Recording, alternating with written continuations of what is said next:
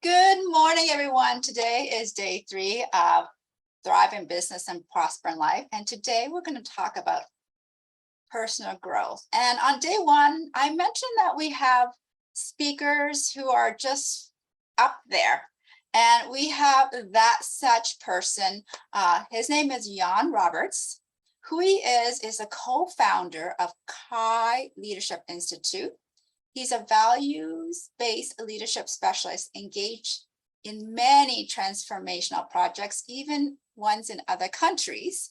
He is also a Maxwell Leadership team member, and he's a Les Brown Platinum speaker. Welcome, Jan. Thank you, Miu. It's an absolute pleasure to be here. And yes, day 3 already. It's wonderful. Thank you. All right, so you are going to be talking about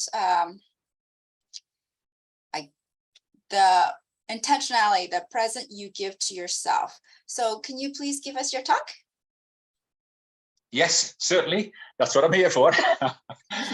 Yes, and thank you for putting these 7 days together. I mean, 70 speakers, 10 topics a day, 7 days. It's going to be amazing, and we're not even halfway yet. So it's exciting already. And you know, with certain a few of our friends haven't spoken already, and some of them speaking twice this time. That's wonderful and exciting. But yeah, intentionality, the present we give to ourselves, and we're talking about personal growth here, and that's very important because personal growth is not only important for your personal life, but it's important for your business, for your social environment, for your leadership qualities. But most of us, if not all of us, we want more out of life. Now, that is something different from each and every single person here. But the challenge is that even though we actually might know what it is, most of us don't really know how to go about achieving that. And those, many of those that do know, they will actually put it off until tomorrow. And we all know what happens there, of course. So intentional living is all about finding your purpose, your passion, about striving to live every single day to the fullest of your capacity. Now, if you want to change your life and make a difference in the life of others, you need to become more intentional every single day. Now, I know there's people that say, but hey, hold on, Jan, hold on. I have good intentions. Now, we all have good intentions. Of course we have. But there is a big difference. Before we go any further, I want to get that very clear. There's a big difference between having good intentions and living an intentional life. And the difference is people with good intentions might do something good occasionally, but people who live an intentional life do something good continually. So I hope you get that picture already. And that's where the difference is, because when we have good intentions, we don't always do what we say we want to do, what we hope we want to do. But there is good news and there's even better news, but because becoming more intentional does definitely not require massive training. In fact, you can and should start today. And I hope after this you will. And the even better news is you can do this at any age, any gender, any religion, any culture, any political affiliation, any background, any sports affiliation, any religious affiliation. You can do it anywhere, anytime. And there's also a little bit of other news as well, because it will take more than just a decision, though. It will take action. And when you wake up in the morning, you can do something intentional, whether for yourself, a family member, or even a total stranger. But you need to start leading by example, because people will want to follow you when you become intentional about everything you do, because they see that purpose in you. And when you shine your light, people want to follow that light, like a beacon on the beach, a light tower, one of them things. But for many people, actually nothing ever changes. And that's a sad thing, because they go through life complaining about all that is wrong without any satisfaction in their job, and blaming everyone from politicians to the neighbor's dog about their problems. I always call that blamestorming. But at best, they are in a comfort zone. And now I put it in inverted commas, because there is really nothing at all comfortable about a comfort zone. But for most people, it's just easier than the preferred alternative, and better than having no job at all as well. And even more so at these times when many people are losing their job. So they take comfort that they've got a job, but that doesn't mean it's a comfort zone. See, this actually might just be the perfect time to discover or even rediscover what it is you really want to do, especially with the rest of your life. Why you want to do that, what you really need to do to change your life, what new skills you need to learn to do this, and even more so when you want to start.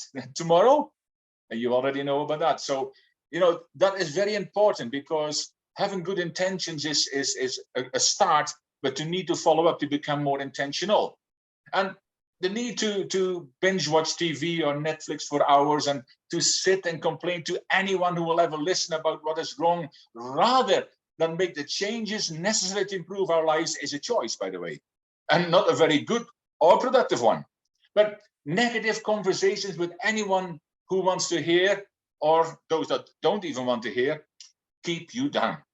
And it keeps everybody around you down as well. You heard about the crabs in the bucket, and because then you feel justified, because as those who are listening normally to you, they often agree, and more than often than not have similar stories of their own. So if we ever want to have a chance to walk into our God-given destiny, it is time to start taking care of our personal development every single day, because we're talking about personal growth, and the only way that tomorrow, our tomorrows will be better. We can't look at our government or our neighbors or our friends or anybody else. The only way we can actually guarantee that tomorrow, our tomorrows will be better, if we do something today to improve ourselves. You know, we've heard about this stuff in a values-based leadership program that me and my wife run as well, which is for me the most impactful program ever seen around the world. But the slogan in that is, transformation begins in me. You know, we've all heard this stuff, but it does begin in me. So the only person that can really help you is the person looking in the mirror every day. So it is always easy to become a victim of your circumstances. I get that. And I was certainly well on the way to join that ever-growing team. But I started to read my first personal development book many years ago, when I was 17, actually. So that's several decades ago. But I also, on the way, I read the book called Intentional Living, and decided to take action on its contents, hence this talk. But no, don't get me wrong, I did not do that on every great book I ever read, because sometimes we need to learn. Sometimes we need to learn the lessons, and I needed to learn that lesson, not just to have that knowledge in my head, but to act on it, because knowledge is not power. Knowledge acted upon is power, and even more powerful is every evening you reflect on that action you have every day. So, but I have not bought into that, all that negativity around me for a long, long time, by choice, and I'll come back to that. But I also know that the biggest room is the room for improvement. And we need to realize that there's always room for us to become better. And there's two great quotes here that actually come to mind. And the first one is, for things to change, we need to change. You know, I just said transformation begins in me. And the second one is also very important. The thinking which got us into the situation that we are in right now will not get us out of it. Therefore, we must change our thinking. Now, in that same process, I'm talking about a values-based leadership, and it actually has a quote in there as well. Thoughts become actions, actions become habits, and habits become our destiny. Now, that's a very simple quote, but think into that, because if we reverse engineer that, that means that our destiny begins with our thoughts, and everything begins with a thought. See, maybe you've had at some time been given a task or just wanted to do something, but you're already convinced yourself it was impossible. Based on what, may I ask? On something your family, your well-intentioned family and friends say, oh, who do you think you are? You could never do that before. You'll never be able to achieve. And then when you do achieve, I always knew you could do it. Those kind of people. But it's usually based on past results. Now, that's very simple, because if you think that everything begins with a thought, and thoughts come into your head, then they go into from the conscious into the subconscious. From there, they go into action, hopefully, and with action you get results. So thoughts into the head, action, results. Now reverse engineer that. So if you have results at the moment, and you've had them in the past that you cannot, you say, well, I can't do that. But that's usually based on things that you've done in the past. And now you look in here and say, okay, I already know I can't do that. You've convinced yourself, but hold on. If everything begins with a thought, so when we reverse engineer it, what needs to change? Our thinking. Thank you. Simple, not easy, but simple. So provided that since the last time you attempted something, your thinking has changed a bit. You might have even have thought something. George Bernard Shaw one time says, only 2% of people think, 3% think they think, and 95% rather die than think. Now, I hope you're in the 2 or the 3% at least. But I mean, you've had some thoughts since. So if you reverse engineer that, that means your thinking probably has changed in the last time. That means there is a good possibility that with the increased amount of thinking you've done, you now should have better results. So don't live in your past. Don't believe in your past, but look towards your future and start doing things now. See, if I look a bit into my personal story, and that's stepping back several decades, as I said already, I was bullied as a little kid. I was under height and overweight. I was a fat kid. Yes, you got that right. But after that bullying, the bullying stopped when I grew to this height at 12. Yes, I was 6'4" when I was 12 years old. I'm Dutch, tallest nation in the world. It's what they feed us. But I started on a journey which at first I didn't expect, because the bullying stopped, but the bullying in here carried on. So at 17 years old, it's a story all by itself. But on 17-year-old, I had already decided. I drew a line in the sand. I said, no, I don't want to live the rest of my life like this. So when you make decisions, some doors shut and other doors open. I didn't realize that at the time, but somebody handed me a personal development book, How to Win Friends and Influence People. Now that started me on a personal development book journey. But I must admit, you know, firstly, I used to avoid books, reading books outside of school and sometimes in school as well, but that's another story. But I started reading books as I knew I needed this, and it helped me. It started the change of my thinking. But so my personal journey includes in it, because it's still going on to this time, is many different things. Reading positive books, listening to cassettes. Yeah, I know it's a long time ago, but since then, of course, it was CDs, MP3s, MP4s, and whatever else they're going to throw at us next. But also watching uplifting and encouraging CDs and TED Talks and motivational stories, going to workshops, seminars, and summits like this. I mean, 7 days of knowledge getting from 7 different fields, from 70 different speakers talking into you for free, by the way. Sometimes sometimes people need to pay for it, because then there's a perceived value, but there is a real value, because all of these people are given their time. And even me, Van, who organized all this, I can't even begin to imagine how much time that has taken. So there is a real value into the words that come out, the people who speak, and there is many more to come yet. And of course, at 17, I also started doing martial arts, which I still do to this day, which is Ki Aikido, and Ki Aikido is all about mind power. So another thing I did not long after that, I stopped buying newspapers and listening to the news, because I did not need all that negative stuff to enter my head continuously, and neither do you. But again, that was a choice, because we've heard the saying, maybe, garbage in, garbage out. Well, I call it, instead of Gigo, I call it Kiko with a Q. Quality in, quality out. It's a bit more of a positive side to the same story. But I made these choices intentionally, and I felt good about the decision. My life, my health, and my career was going the direction they were going in. And this was a very different direction, with a very different attitude and a very different perspective than most of my colleagues at that time. See, when you discover your why, your purpose. And again, there's a quote there, there's 2 days that are most important in a person's life: the day you were born and the day you discover why. And there's many people who die with that second discovery never having been found. But that why, that purpose, to find that does not happen by chance. See, but when you discover, and that might be something you need to work on, when you discover this, you stop just meandering through life, and you have much more energy. Can you tell? You will also be able to achieve so much more. You will have a greater impact. And also you will start to make a real difference, not only in your own life, but in the lives of those around you. See, when you start every day with your why, and maybe you need to find that first, of course, but you will find yourself continually doing things that inspire you and, of course, those around you. See, imagine how big a difference this can make in your life and in the lives of others. How would you like to positively impact other lives just by being around them? But that takes some time. Now, we also know, of course, about, if you've heard about the butterfly effect, it explains this very well. And again, another talk for a whole different talk. But to give you the ins and outs of it in a very quick, a butterfly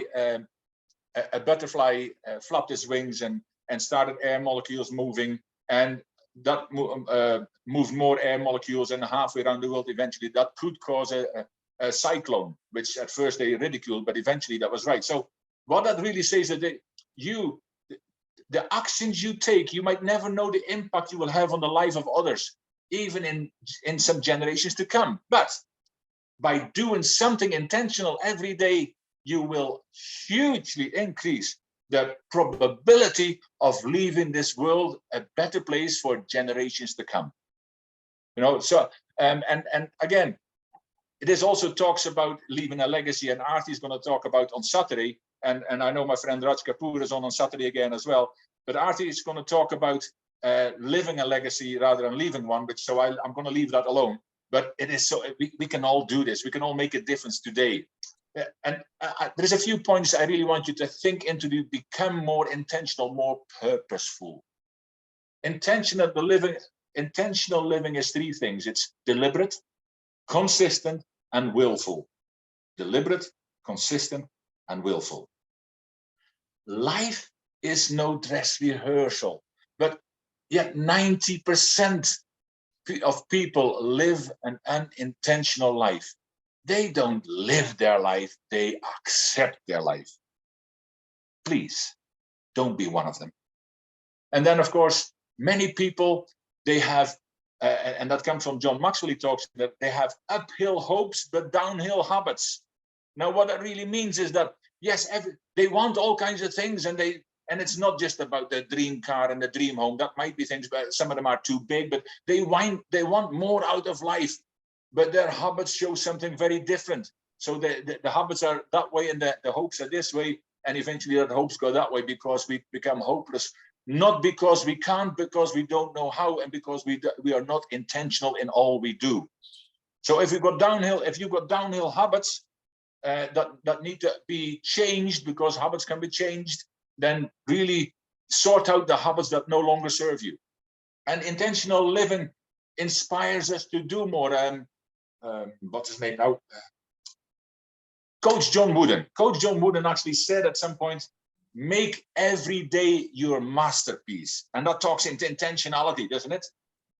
See, the biggest gap in life is between knowing and doing. That's when having great intentions and actually living intentionally. Now that gap might be so big, but for some people that gap is much, much, much, much bigger, because we know a lot, but we do very little. And we talk a lot. When all is said and done, usually more is said than done. That's that kind of thing. Maybe you know people like that. But the question for me is in these points to ponder about, do you want success or do you want significance? See, many people have been successful, but they are totally empty inside because they're not fulfilled. And the difference between success and significance, I at first had no idea either. And again, some of us here are part of the Maxwell leadership team as well. And John's used to say, once you have tasted significance, success will never be enough. Now, at first I had no clue, but I found this and I discovered this in Guatemala, where we went to help start transformation of an entire country. Now, the difference between success and significance is success is for yourself, significance is for others. And like this intentional thing I talked about, to have significance in your life has no relationship to money, to culture, creed, religion, football, politics, nothing, any age, anything at all. You can do this anytime. It's making other people feel better because you've been in their lives. And that gives you that warm feeling of significance, because when you give that to others, you will feel that. But you need to become intentional first. Eventually, it becomes more natural. But to get that habit of becoming more intentional and giving to others and supporting others and focusing on others, that will do wonders for your life. And I want everybody to feel that. And what ultimately matters is not what we intend to do, but what we actually do. Now, there's a few simple habits to lead into a more intentional life. And this does require willpower and discipline. The first one is take time for yourself. Now, that might be strange for being intentional, but take time for yourself. Reflect, relax, practice gratitude. Now, I'm just about to launch a self-care series as well, with an ebook and a workbook with it, which actually talks into this, because if we're going to have that feeling of significance, if we're going to do more things for others, we can't give what we haven't got. So we need to look after ourselves. And self-care is something most of us entrepreneurs put on the back burners. Most business owners are busy people, even in the home, they put this on the back burner. Yeah, we'll do that sometime if we get time for it. Now, sometimes you might need to take time out because you are unhealthy, or maybe even worse. So we need to start taking care of ourselves. So you also need to separate yourself from your job, especially at this time when people are still sending or requiring us to send emails at 10 o'clock at night, because we're now working from home, so we can do it anytime. But it is important to set specific times and cutoff times. What I'm really talking about is boundaries. Have you got boundaries? And more so, do the people around you, including your colleagues and your bosses, do they know what those boundaries are? Also, unplug. Step away from your devices for a certain amount of time and keep them out of your bedroom, and switch all notifications off. But unplug from the negative news. One thing I always say to people: start and finish your day with positives. It'll have a huge effect on your life. And again, that happens, you might have guessed the word, intentionally at first. I mean, if people listen to news at last thing at night and they wonder why they're so tired in the morning. If they switch on the news first thing in the morning and then they wonder why their day already starts so miserably. Hello, you don't need that. Listen to something like music or some upbeat kind of stuff, but do something positive. Then another thing is build in time for activities you enjoy. Now, that could be hobbies, reading, listening to music, gardening, golf, martial arts, swimming, whatever it is you enjoy, but you need to build in time. See, a lot of this is built about taking care of yourself, because if you can take care of yourself and you build yourself, it's part of your personal development. You need to do you have a self-care plan? Do you have a personal development plan? Most of you have no idea what I'm talking about now. Talk to me later. I'll talk to you about this. But align your life with your values is the last one I wanted to talk into. What are your values? What is your value system? Again, a lot of people have no idea what I'm really talking about. I'm not talking about fancy values on a wall. I'm talking about what you value most. What will you align with? What will you never overstep the boundaries from? What will you never compromise on? And that could be all kinds of things. It could be family, friends. It could be your laptop even. It could be forgiveness. It could be respect. It could be integrity. I hope it's integrity. I hope it's transparency. I hope it's honesty. I hope it's many more of those kind of things. But each one has their own value system. But what are your values? Because maybe that might also need some introspection, so you can actually discover them for yourself. And then you live by yourself, because your choices and habits should then reflect those values. See, we're really talking about walk to walk and talk to talk, that they should be the same. Because people who talk a good job, leaders. See, leadership around the world is failing because of a lack of values. And if you never knew it before, you now know in the last 3 years, that is very apparent, abundant, unfortunately, as well.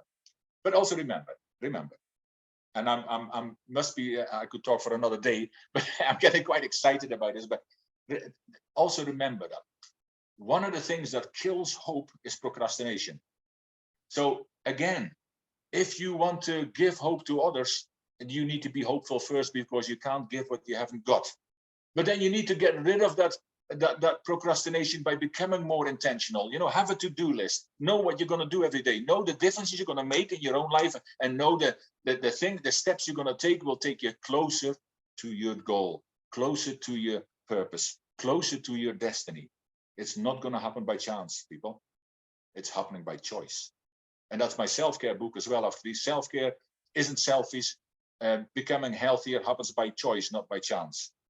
But being intentional in all areas of your life actually increases the quality of your life. And think about this as well. Some people are never are afraid to take their car out of the garage until all lights are green. You know, that kind of story. But some people are never willing to take a chance because we've always been told, you know, failure is bad. No, no, no, don't do this. But it is better to live with some failure, which are just lessons you might need to learn on the journey, just like the rest of us do. But it is better to live with some failures than to live and die with regret. Don't you agree? So, just to finish this off, because my time is nearly up and I need to respect the other speaker. They're probably standing in the starting blocks already. I've got a few minutes left, but are you ready to start living your best life rather than merely existing? You know, that little voice that talks inside of you that there is more for you to do. You are better than that, but you matter. We all matter. So, you know, make your life count. As John Wooden said, make every day a masterpiece. But remember, the clock is ticking. See, I hope that you will choose an intentional life and become the amazing person you were always destined to be, and to lead a life you deserve to have, because we all deserve the best life. And it might be difficult to think about it at these times, but you know, have hope, because there is better for you, but not if you don't become intentional, not if you keep listening to all the negativity that happens around you, because what happens around you, what happens to you is not half as important as what happens within you. Think about that. Where there is no enemy within, these are African principles of leadership, by the way, where there is no enemy within, the enemy outside can do no harm. Take those in and become intentional, because, you know, there's a pen, by the way. Grab hold of the pen and become the author of the rest of your life. Become intentional about doing so. Give yourself the present of intentional, the present of intentionality. Give yourself the present of intentionality, as your time is now. We've all got a story to tell, but tell yours now. The time is now. Let your life shine. Thank you. Thank you, Jan. The next speaker is not here yet, so we have a bit more time until she hops in. Does anybody have any questions? I have so much juicy nuggets from this talk. You can actually just raise your hand physically. I think I can see them. I have a question. Yes, please do. Well, I want to say thank you for sharing all these golden nuggets, especially you said you have been looking at it since you were 17, somebody handed you a book, and that negative talk, even though you're no longer overweight, but it was just chattering in your mind all these decades. And I love the fact that you talked about, you know, set every day with an intention. Is there something like physical that we could do? Like, I don't know, put a timer and say every morning, 9 a.m. What's your intention? Yeah, I mean, physical, we need to, when I say become an intentional every day, you know, either before, see, I would say there is so many things that people can choose from, and one size doesn't fit all, I get that. But I think with all the negativity that's going around just now, we should start a gratitude journal. And not only start a gratitude journal, write 3 to 5 things in there every day. Also reflect every evening on what you've done. See, if you want to go into tomorrow better prepared, and that's got to be intentional, of course, because it doesn't just happen. But if every night you ask yourself 4 simple questions, what did go right? What went wrong? What should I change? And what should I never do again? Now that already makes you go into tomorrow more prepared. But one of the big things I think people should realize is that they need to spend some time on themselves. They need to spend time daily on themselves, because personal growth is where it's at. And I'm talking into leadership as well, because leadership is all about self-leadership, and self-leadership is all about personal development. So we need to work on our personal growth. And that could be, it doesn't have to be everything all day. It's the same as when I talk about exercise. They think they need to go to a gym and do 2 hours. No, if you've never done any exercise, do three times a week, do 20-30 minutes of a brisk walk. That is a great start. So begin where you're at with what works for you. Find out what works for you, and if it doesn't work, change it. But reading good books, reading something positive, or listening to some positive, and it could be just wonderful music that you enjoy, or having a positive conversation. The last thing at night and first thing in the morning are such important, because you set yourself up for a good sleep, and you set yourself up for a good day as well. And what happens in between, you need a good sleep as well, because that is where you revigorate your whole system. And if that doesn't happen, you feel tired in the morning. But when you wake up in the morning, take some minutes. I do some exercise in the morning, every morning. But whatever works for you, take some minutes to maybe 15 minutes. And if you say, well, I have no time, get up 15 minutes earlier. It's amazing how much time you build over the year when you get up a little bit earlier.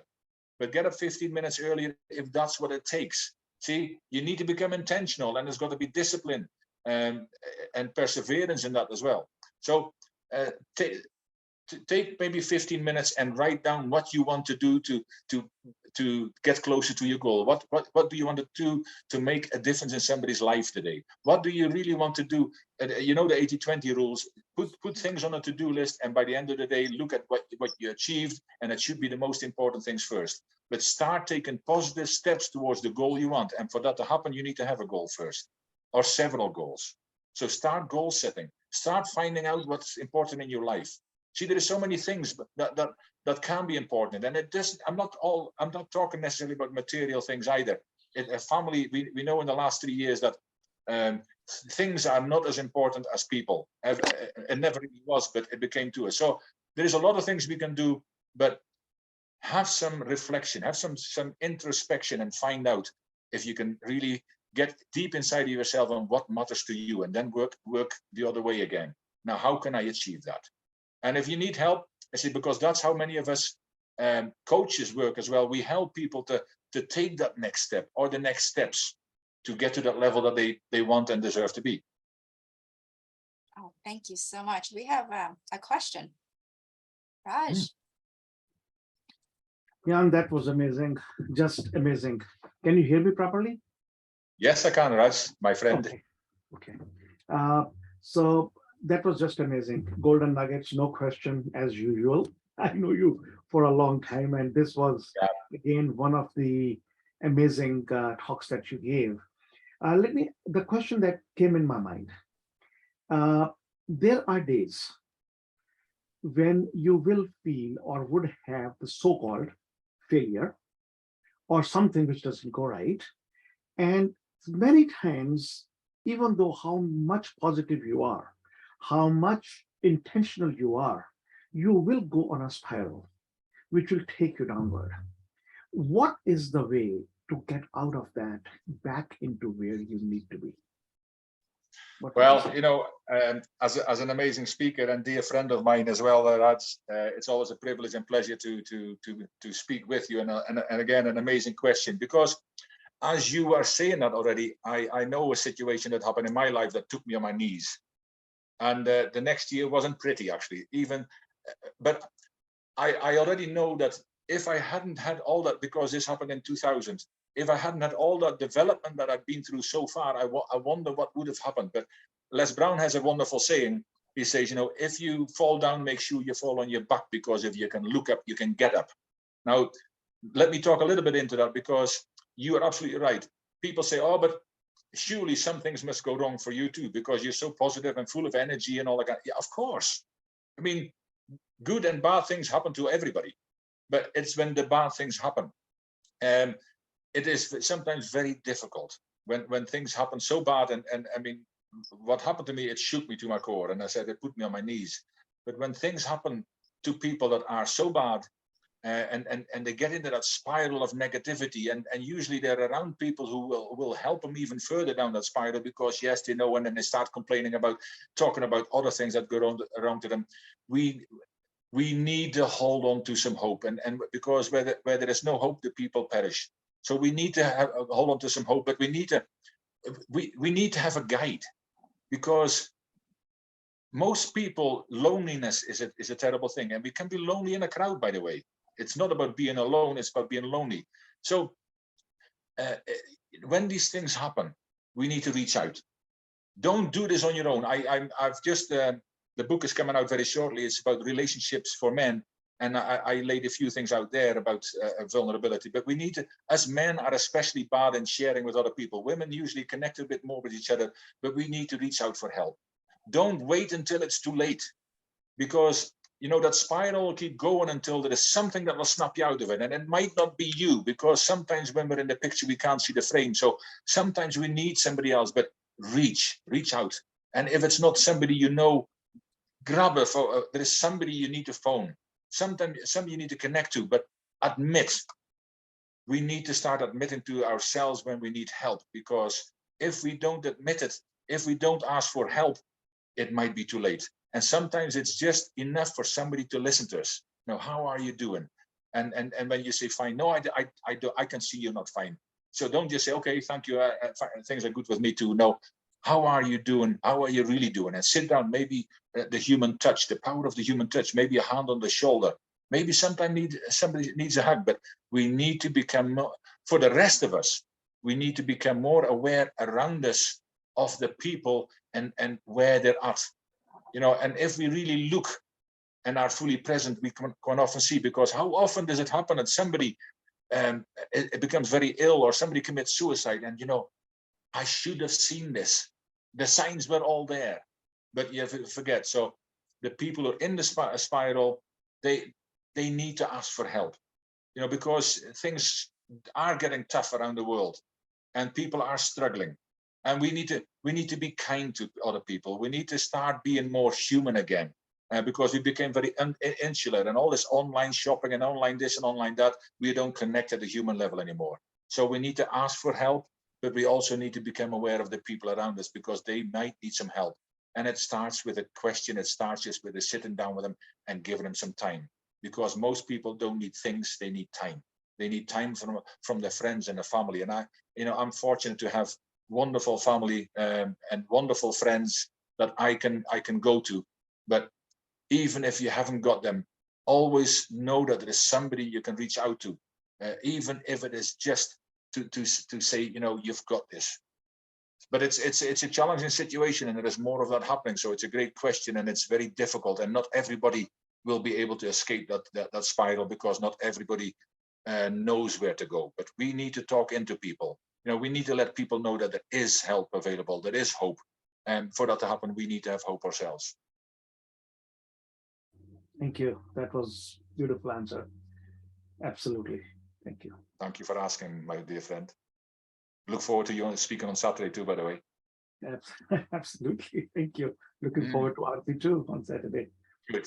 Good. Yeah, it's going to be amazing. And I mean, the rest of the week, if people have just joined us here and they're not fully aware yet, Neophan has put this amazing summit together, 7 days, not just a few hours, 7 days, 10 speakers a day for 7 days, 70 speakers from all walks of life, all kinds of 7 different main subjects, and every subject has got its different views and different perspectives. So, you know, if you can't attend enough of these sessions, there is a lot of gold nuggets that people will come with. The speakers for the rest of the evening. I was lucky to start off tonight. There's people for the rest of the evening. Raj already filled in for somebody on Sunday, last minute. You know, it is always better to be prepared and not have an opportunity than have an opportunity and not be prepared. And Raj is always prepared. So he filled in on Sunday, and he's also going to be there next next on Saturday again, together with my dear wife, Dr. Artie Moore Roberts as well. But in between as well, if you can't, sign up for the few dollars that it costs, so you have access to this continuously. But you've got 10 times half an hour, so 5 hours times 7. You've got 35 hours of invaluable information that you can listen to over and over again. So if you can't attend them all and you want more, just sign on it and you'll get the full lot. Mia Fan will really help you with that. And yeah, it's amazing and valuable information. There might be a speaker you miss, and this is what they always said it when you come to a conference: don't go to the toilet if you don't know. Don't go and sit in the hall, because a speaker might just say one word, one sentence that's it. And what happens if you're not there? You miss it. So sign up. Well, yeah, thank you. Yes, there's a link in the chat for the lifetime recording for 350 hours. So you're going to get recordings from speakers who actually charges upwards of $10,000 just to speak. We have speakers who's been on major national TV and radio outlets, and we have speakers who have simple strategies, just like how to declutter your brain so you can 5x your income. Like, there's a lot of valuable nuggets. So I want to share my own personal experience with coaching. I remember, when my youngest was going to school full time in school, and I felt this depression, this need of depression. What was whispering in my head was, I was a fake, you're a fraud. And I would go to therapy, and I said, I don't know why, I'm just so desperately miserable. Like, why am I so miserable? Because everything else in my life looked golden. I've been married for 20 some years, have 3 kids, no financial issues. Everything's rocking. We travel internationally 7 times a year. Anybody who actually has a child who competes internationally know that we're paying college tuition in high school. So everything looked really perfect. And I went to therapy, and she said, you don't need therapy. You're fine. It's just a life change. I'm like, no, this is like a deep depression. And it wasn't until I went to coaching, which I fought tooth and nail. I'm like, don't make me go into the dark. I really hate you. I really said to them, my coach, I really don't like you. And what came out of it is like a lot of traumatic from starting at 1 year old. And it really cemented that word, you're a fake, you're a loser. And to know what that is super important, because for me, in a world of feeling safe, I was always trying to be a perfectionist, doing it right. I gave the persona that, hey, I lived a posh life. I had my life handed over to me with a silver spoon, which wasn't the case. I was a refugee, and we didn't have any money growing up. So I was pretending to be someone else, and to actually find out that this is how I was living a double life. Even though I resisted my coach, I really found it has improved my health, has improved the way I'm more compassionate to people. I don't judge them as much. I still judge. Sorry. And I forgive myself a lot easier. So, and I wouldn't have done that by myself without a coach. So I don't know if anybody wants to share their experience with coaching or other stuff.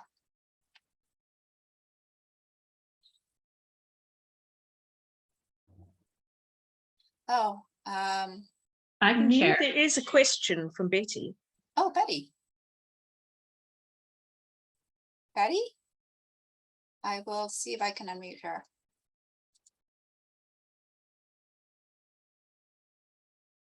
Betty? Oh, there, I'm unmuted. Okay. No, I just had a question that was just about a lot of times we have a great story, but it affects other people. I heard my daughter actually has an amazing story, and she had gone to a conference, and the person that was the speaker there said, be careful when you write your story, because it can cause a lot of damage for other people. And so I've kind of kept that in the back of my mind, because you know, I myself have got a great story, and most of us do, like Jan was saying, but how do you deal with that in sharing your story to protect other people? Have you got any ideas? I never hear anybody talk about that. Hmm.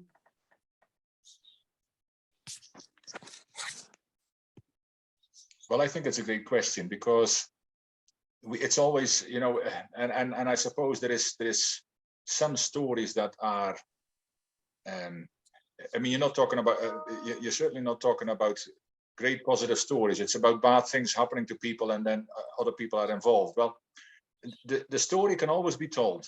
It doesn't, because it's not about your story coming out is not about the name and shame. It is about your story, your journey. And I think the person was right. You know, you always have to be careful because it's never going to be about naming. I think people close to you who knows what happens, they know probably who you're talking about. But apart from that, the situation, you can describe the situation, what happened, how you reacted and responded to it, the things that really happened.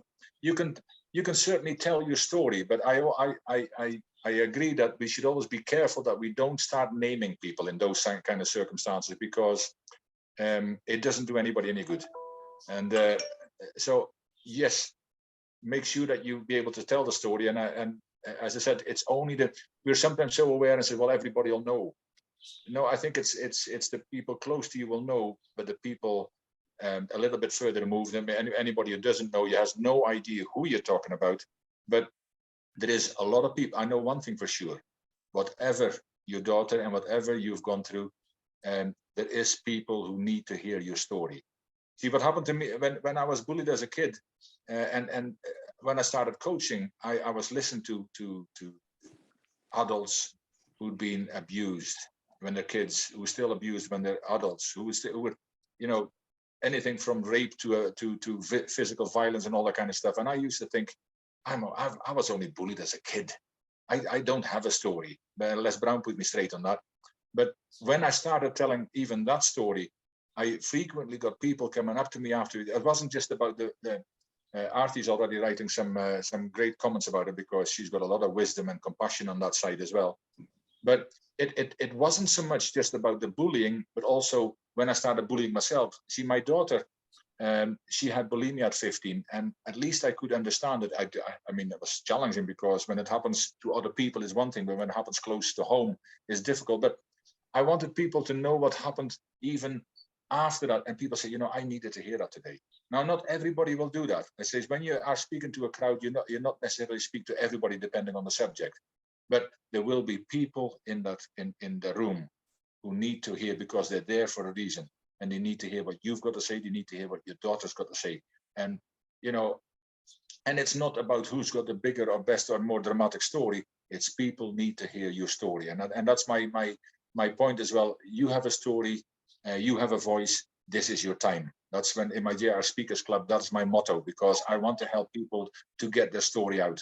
So I love the question, and it's the only thing I can say is, you know, we develop that story, but never put any names in there, because it serves no purpose to anybody. But yes, please. Also, Artie writes in there as well, also writing the truth of the story to intentionally highlight. And then I didn't see it because I'm actually on my phone. Our internet actually decided to change over to another provider, and so I can't see all the messages. But you will see Artie's written some comments there as well. But I think it's a wonderful and genuine question, and I hope that you will both tell your stories, because people need to hear it. People need to connect, and I think also sometimes, yeah, but my story is horrible. I think quite often, if you only hear stories of success, you don't connect with people the same. It's when you hear this. See, people like successes, but they love your misery, and that's genuine. Because for the simple reason, it's not that they want to hear how much misery they can get in one night. No, it is more that they connect at the heart level more, because they feel it comes from here. See, it's so much easier to talk about your heart when things hurt and when things go bad. And as I said, when I first talked about the death of a very close friend, he was like a little brother to me, 22 years ago this year, and he was 22 as well. The first one I couldn't talk. I couldn't do it because I was too emotionally involved. but eventually I did. And I did for several reasons, to know that, I mean, even where I am now, I still went down a roller coaster and I was at a dip, a bottom of the dip there. It involved a lot of people around me, but to let people know that, yes, what Raj talked into as well, yes, sometimes we are down on our knees, we're down on our back, but we can get back up and we must get back up. We owe it to ourselves and we owe it to the people around us. But other people need to hear other people have similar circumstances. So I started telling that not only in the honor of my friend, but also to let people know that, you know, these things happen to everybody. But I have a great friend circle, and there's always people around who will care for you, because everybody in this world matter. Never mind any backgrounds, and everybody matters. And when they hear your story, it might just give them enough hope to get them back up. Even when they're on their back, it might get them up on their knees. And from there they can work on. But it is so important, and I hope you will both be able to tell your story, you know, in the most compassionate way, and I know you would. Thanks, Jan. It's an absolute privilege and pleasure. Thank you for being here, Betty. Yeah. You've had some good stuff to share. Thank you very much. Thank you very much. Does anybody else have any questions?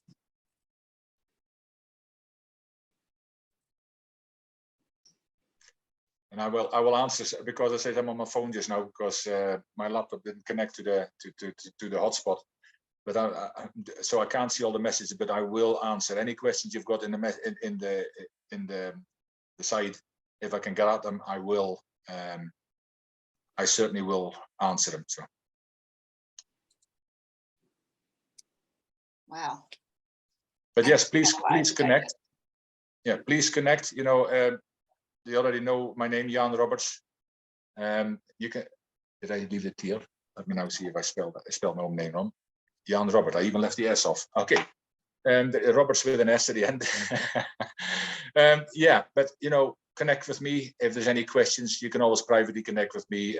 You can find me everywhere on Facebook, LinkedIn, and all those kind of places. And Arthur's just put details in there for my email address as well. You know, I would love to help to connect with people. And if there's any questions that you want to ask, if there's anything we can do, you know, let us connect. Because we're all, and I know I speak for everyone on this platform, we're all there for you. We're all there to make a difference. And when making a difference in somebody else's life, it also makes a difference in our life. Awesome. Great. I'll share my experience in coaching if you don't mind. Please. Yeah, you know, like coaching sounds like, compared to therapy, it sounds really expensive, because you know, when it comes to therapy, I can use my health insurance. But it's true. But for me, coaching has given my life back, because if it weren't for coaching, I was actually so traumatized that I was actually bedridden for 2 years. And if it wasn't for coaching, it had lifted me up, combined with self-care, which I thought I was eating well. I thought I was, and a lot of exercise, having a whole balanced life has actually returned my life to where it is now, where I actually know that I can actually be around with when my kids are growing up. I can walk down the aisle. Well, probably not me, but I could see my husband walking my daughter down the aisle. And I wouldn't have thought that if it weren't for coaching. And it sounds like a lot of money. And my coach at the time, on a sales call, she's like, oh, you know, I only talked to her for 15 minutes. I was so miserable. And she's like, I'm gonna open a new credit card, because I just want to, you know, monitor the fees. And she didn't believe me. And so like, she'll call me days later. I'm like, no, I said I was going to open a credit card. And I did. She's like, oh, she never had anybody who was so desperate for coaching before. And it was $20,000, and it's a 50-minute decision. It was the best decision ever, because I couldn't work for 2 years. That's hundreds of thousands of dollars. Plus, that's not the most expensive part. The expensive part is not being around for my kids. So. Wow. Yeah. Thank you for sharing that. That's amazing. Yeah. Coaching, there's a lot of good stuff. Mm-hmm. And so the cost of coaching is nothing compared to a life. Mm. Okay, well, any comments, anyone want to share? I can read them off, or Dr. Arthi could read them off.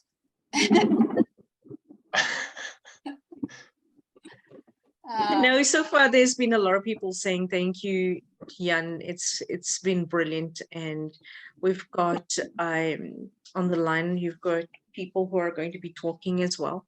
Batalia is going to be talking about procrastination. I know you love that. And just a lot of people saying thank you so much for the awesome talk. It's awesome as always. And I've been Yeah, getting well, thank you. I've been getting private messages for thumbs up. Yeah. No, thank you very much. I really appreciate it. And I said I can only see some of the messages going past, but procrastination. Well, can we not keep that till tomorrow? So Sorry. I'm gonna let's see if I. So the anybody wants to connect with Jan, it's in the chat. Jan.roberts@kaileadershipinstitute.com. Key. And I want to know if the next speaker is ready. I think I am. Awesome. I'm here. Am I allowed to share my presentation on the screen? Yes, did I make you co-host? I don't know. I think I did. So the next speaker is, let me spotlight you, Brooke.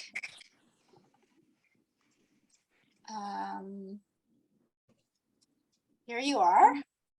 So the next speaker is Brooke Akikos, and she helps those who feel alone and lost to discover their truth and stand in their potential power using her training as a magnetic mindset coach, rapid transformational therapist, clinical hypnotherapist, and relationship mentor. Having spent 35 years trapped in a religious sect, indoctrination, abuse, and trauma were prevalent. Raised by a narcissist abusive father, she got stuck in toxic relationship cycles. This led her to enter into a marriage of 17 years with a narcissist abusive man. However, in 2017, Brooke found her personal truth and power, and she was able to break free from both the relationships and the religion. Welcome, Brooke. Brooke, you're muted. All right, can you see my screen? Yes. You can hear me? We're all good? Okay. Okay, beautiful. Just want to make sure. So I am going to be sharing this with you all today about the magnetic mindset and how we can really harness the power of our mind, which is so really important, I think, in this healing space. I love that we were all sharing our stories, because I'm going to share a little bit of my story of you guys with you today. Well, we're going to go ahead and get started here. I'm going to sorry about that. I want you just to imagine that if I told you I had this magic wand and I could remove whatever you no longer wanted in your life, okay? That means a belief or something that's negative, or something, a feeling that you just no longer serves you and you really want to be free of it, okay? So I just want you to imagine that you can have this ultimate freedom. Perhaps type in the chat for me what that would be for you guys, what that would look like for you if you could be free of something completely. Okay, maybe that is self-doubt. Maybe that's procrastination, like we were just talking about. Maybe it's something like anxiety, or it's something like a symptom or an ailment or something that you suffer from and really just want to be free of, right? Or an addiction. Whatever that thing is, I want you to feel into that. Think about that for a moment and really say, okay, I wish I was free of this thing, okay? How does that show up for you? How do you feel? Oh, I love that, free from guilt, right? That was a huge one that I had, guilt and shame. What does that feel like, right? Imagine that you are free of that. How does that feel in your body? How do you feel in your mind once you're free of that thing, right? It feels absolutely amazing. Just imagine that is possible for you, okay? Now I want you to replace that item that you want to be free of, and I want you to imagine that thing that you actually want. Okay. And for you, it'd be, okay, I'm free of guilt. For them, it would be, oh, I actually have success. I no longer fear the success, right? So you actually have the thing that you want. I want you to feel into that. So that could be extreme confidence. That could be, oh my God, I'm a TEDx speaker and I'm speaking on internationally, or that could be financial freedom. Okay. Or that could be something like, oh my God, my business is successful and I'm making X amount of dollars a year, right? Whatever that looks like, that thing that you really, really want. Okay. I want you to feel into that again. Feel into that thing that, oh my God, if you had this thing, your life would be amazing. It would be phenomenal. It would be everything that you ever wanted. Not everything is possible. Nothing is limiting you. Feel into that. Allow yourself to see, allow yourself to feel into that emotion that it brings for you. And I know that for a lot of people, that happens. Okay, we feel about it, we visualize it, but then for some reason, something is limiting us. Something is holding us back, right? But what if I told you that you carried this magic capability within you, that you already hold this power to access what you want to be free of, and also what you want to achieve, that you already have this power, that nothing is unattainable, that it already exists. Okay, you just have to recognize that you hold this power, that you hold this magic wand yourself, and that it's already waiting for you. You just have to allow yourself to see it, okay, in a more conscious way. So you see, our mind is super, super powerful, right? It has so powerful that sometimes we don't even realize it. And the study of neuroscience is really starting to show us in a much more substantial way of really what the power of the mind is, because it really holds the capability to exchange, to show us how we can change our external reality, right, into anything that we desire, as long as we can actually believe it. Okay, believe that we can do that. And for most of my life, you know what? I didn't know that I held that magic wand. I had absolutely no idea. Okay, so I'm going to tell you guys a little bit about my own story.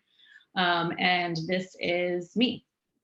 This is me when I lived in survival mode and when I was living from old programming and old conditioning and old ways of living that I really no longer I needed. And I didn't realize it because I was not consciously aware of anything that was going on. I just had been living from survival and I didn't realize I was living from that state of mind. That's part of my brain, okay? I was in the past, I wasn't living in the present. And I had all of these symptoms, truly, the guilt, the shame, the really, really extreme low self-worth, depression, anxiety, complex PTSD, all of these things that I was carrying within me because of the way that I had been raised. And I started from a very young age believing that I wasn't enough, that I wasn't wanted, I wasn't loved, all of these things because I was raised in a religious cult that was really abusive, very controlling, and had an extreme belief system. So with that, I also had a narcissistically abusive father. And that was when I started to feel like I was never enough and loved and I wasn't cared for. And that made me believe and have this really negative core belief that I could never be enough for anybody else. And so I never had self-love for myself. And within the dynamic of the religion, we were so indoctrinated with these beliefs and these religious rules. We were punished, we were shamed, we were shunned if we didn't do a certain thing. And then we also were made to believe and live in a state of fear that if we didn't do just so, we were going to be destroyed at the end of all of this, at what was called Armageddon in the Bible. And so I lived in a constant state of fear since I was a little girl. I remember having absolute nightmares of these nightmares that would come to me, and I would be like stuck in like tornadoes and natural disasters and all of these things. And I thought, because that's what they kind of picture as the destruction of the world, like God just comes, sweeps in, destroys all the evil people. And if you didn't do just so, like the religion tells you to do, you were going to be one of those people. And that deep fear was so within me that I was, of course, I was terrified, right? I mean, who wouldn't be as a little girl that thought that's what you had to do, and then you might not make it. And so you were told that all of your life. You literally were like, okay, if I don't do this, I know what's going to happen. And so that state of fear was paralyzing, truly. And that lived with me for 35 years that I was stuck in that cult of my life. But beyond that, it was also my father that really made that foundation of me not feeling like I was enough, making me feel like I was not loved, the abuse and all of those things and those characteristics. He made me have that shame, that guilt, that low self-worth that led me to find the same type of relationship that was literally a dynamic of a spitting image of my father. So, and everybody's always like, why do you guys, why, oh, this person, you end up like someone with your mom or like someone that's like your dad. That's exactly what it is, because you're modeled those behaviors and you see what you think love is supposed to look like. And that's what I thought love was. I thought love was abusive relationships and feeling like you're never enough and people pleasing and codependency and shame and guilt. And so I found the exact same characteristics in a narcissistically abusive man. And I stayed with him for 17 years. And for those 17 years, I never felt again like I was enough. And I was always doing everything to make everyone else happy and never myself. I did get two good things out of that marriage. Okay. Two beautiful boys. Oh, I think we have some background noise. I got two beautiful boys, and they were what has kept me here for all of these years, because without them, I wouldn't have wanted to go on, to be honest, because it was too difficult. But for 17 years after I broke free from that marriage, after I really started to listen to my intuition, because it was just kind of screaming at me to say, it's time to break free. You need to break free. I broke free from that and the religion. I soon realized that it was time to move forward and something wasn't right. My then husband came to me and said, I think this religion is a sham. And I couldn't believe him at first because I had extreme cognitive dissonance, because there was like two conflicting beliefs that didn't make any sense for me. And when he told me that, I started to realize, oh, okay, maybe something is wrong here. And I started to search deeper. And the turning point for me is when my then husband held a knife to my throat. And I felt like, I remember dissociating from my body and being like, this is not okay anymore. I can't continue to live like this. And that is when I began to break free from, start the divorce process and move forward and realize that I needed to change my life. I needed to begin this healing journey. And breaking free from the cult meant I was shunned. I didn't have my family support, and I lost every friend that I had ever known for all of my life for 35 years. So that was extremely difficult in itself, because I felt so alone. And we were just talking about being lonely. I was very lonely. I felt like it was me against the world. And I didn't know how to find myself and find my space, because I had been so confined and kind of like I felt like I was in a bubble within the space that I was in. So how to refine myself and really see, okay, this is so crazy. This is a big wide world out here. And I've been so limited in my beliefs. So I went from like extreme limited beliefs to, oh my gosh, this is an open door to kind of start to be curious and start to see what really, that there is more out there, and that, I perhaps can heal from this, right, and move forward. So I began to break free from those old limited programs, that conditioning, those thought process, the beliefs that the religion instilled in me were so strong. It was hard to kind of break free from all of those. And it was difficult. It was really, really difficult. So while I was doing that, my ex-husband at the time, they're divorced, right? He was struggling to find himself. And when you leave a cult, I don't know if anybody's ever done this or known anybody that's done this, and you were completely shunned, you lose your identity, because you don't know who you are. You don't know what's happening. You've lost all your faith. You have no idea. You really are a lost soul. And he went the opposite. He went from being so controlled to out of control. and was never able to recover. He became, very, very depressed, very anxious. And in 2020, I got the dreaded call that he had passed. And this was the father to my 2 sons as well, to a drug overdose. So he went from depressed mental illness to not being able to find himself because of breaking free from this to drugs, because that was the only way for him to cope. He didn't know how to do anything else. And seeing this and seeing my boys grieve this extreme guilt was so difficult for me and heartbreaking that I was so devastated. I didn't know what to do. It was like all the trauma had built up and I was trying to find my way and trying to heal. And then this happened. And it was like this blow and I didn't know what to do. I was lost again, truly. And so this ignited another awakening for me to understand things on a deeper level and really start asking questions because I had lost all my faith.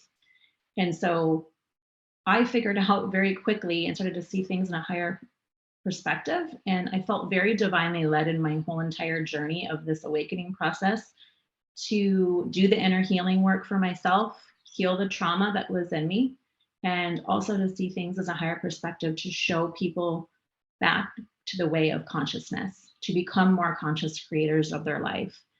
And I did that for myself. I became a more conscious creator of my own life. And if I wouldn't have done that, I wouldn't be here today. I wouldn't have 2 businesses and have my beautiful boys and have actually a healthy relationship and have all of these amazing things that I wouldn't have been capable of, because there were times when I wanted to give up, right? There were times when I didn't want to get out of bed because I was like, I don't know if I can go on. I've lost everything. I don't have a family. I don't have my friends anymore. I don't know if it's worth living anymore. And I will tell you this, my boys always made me still want to keep going. So, but that's the beauty of learning things about being a more conscious creator of your life. And so that's what I'm kind of here to show you guys today, is to help you kind of understand in a greater way that it's my passion. And I really feel like it's my purpose in life to help other people understand their minds, their brain, the power that they have within them, how you can allow it to work for you. You can, instead of against you, because the subconscious mind is so powerful. So I want you to just imagine, as you can see in this picture here, that your mind is like a supercomputer, because that's exactly what it is. Okay, we just don't think of it that way always, because it is what you're accessing right now, right? You're looking at this computer that you have right now, and it has all these programs that, you put stuff into it, you take stuff out of it, you save stuff to your computer, you do all of this stuff, right? It has this processor, stores all your data. Just think of all the things that you do with it, okay? The CPU of your computer that you're on right now, okay, it's that brain of your computer, okay? So it contains everything that you need to process the inputs, to do all of the things that you want it to do, okay? And that CPU, it is constantly following the instructions of the computer program, okay, that tells that data to process and how to process it. So our subconscious mind, it is the same, okay? It acts so similar to the CPU of the brain of the computer, because our subconscious mind, it's that main hub of how our brain functions. It's constantly processing inputs and outputs. It is seeing what gives you results, what doesn't give you results. Its entire purpose is to do that, okay? Its entire purpose is also to keep you alive, to help you handle everything your body needs to function properly without you even paying attention, without you even knowing or being consciously aware of it. It's autopilot programming, okay? So, and as you can see there, it's 95% of your brain power. So that's huge. That's a really crazy amount of your brain power. So you're having all of these programs, okay, and you have all of these things stored and all of the data from birth. That's pretty wild. You have all of these programs in here and you don't really know kind of what's going on, right? So then our conscious mind, okay, is 5% of that, which is how we create our reality. Okay, so we have something that's extremely a lot, 95%. So, and then 5%. you can do the math. You can see which one is more powerful. Okay. So you can see how which one needs to be we need to be more aware of, right? So because this is our conscious mind, the 5% is where we're uploading daily, right? When we're awake, what we're doing, how we're processing what we're doing, and how we're moving from step to step. And if we're not really being conscious creators, we are accessing old programs from the subconscious. So, but our subconscious mind, guess what? It's always on. Okay. It's always recording. It's always processing that data coming in and out, but it's not creative.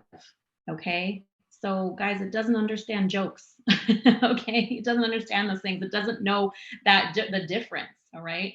But it remembers everything that you have ever done, witnessed, perceived, the perceptions you've taken on, the stories you've taken on, what lens you're looking at life through, what trauma lens you're looking at life through. And for me, that was huge. I looked through everything through that perception of that trauma, those core wounds, those inner child wounds that I was carrying and holding on to. So it has all those imprints, okay, of the world that you surround yourself with. And it doesn't know the difference. It doesn't know the difference between a good or a bad program, okay? It just knows it does its job. And that job is to retain and process and keep you alive, okay? So let's circle back to that metaphor of the computer. That CPU and the other components are what can make the computer work for you, right? But guess what? You get to be the creator, okay? Just like on your computer right now that you are on, you get to create the programs or the things that you're putting onto your computer or the writings or anything else that you're saving onto your computer. You do the same in your conscious awareness. You get to create your from your conscious mind, okay? And get rid of what's not serving you from your subconscious mind. And this is how we can choose to become that creator of our life, our reality, right? We can sync up those subconscious and those conscious minds to really create what we want to create.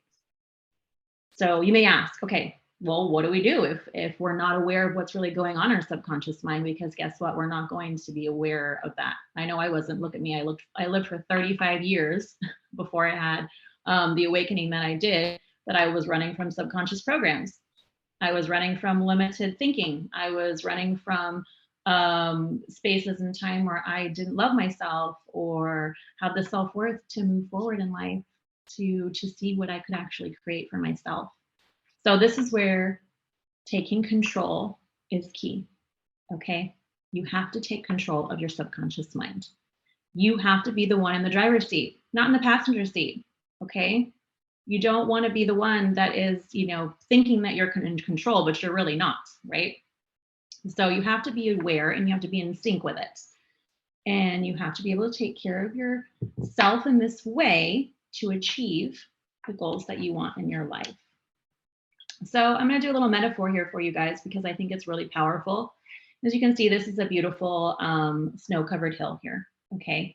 And I want you to imagine that your mind is like this snow-covered hill, okay? And you can kind of see a little bit of the tracks in the snow-covered hill. You can see looks like maybe someone went down it on a sled, okay? I want you to think of your thoughts like the sleds that go down the snow-covered hill, okay? And after a while, those thoughts are going to keep going down that hill. And the more thoughts that you have, the more repetitive thoughts of the same nature, those grooves are going to get deeper and deeper, right? Just like if you were going down that sled over and over and over. It's going to be the same thing.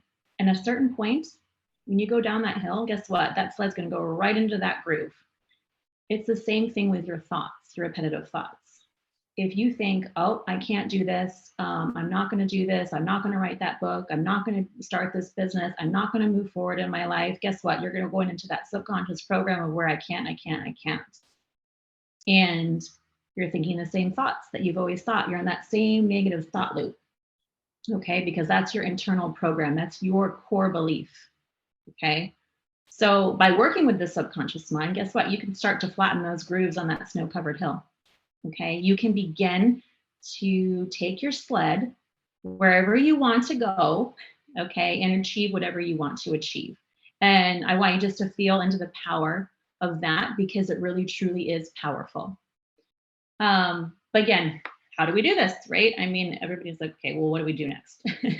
Right? What do we do? How do we take control? First, we have to learn how to be still.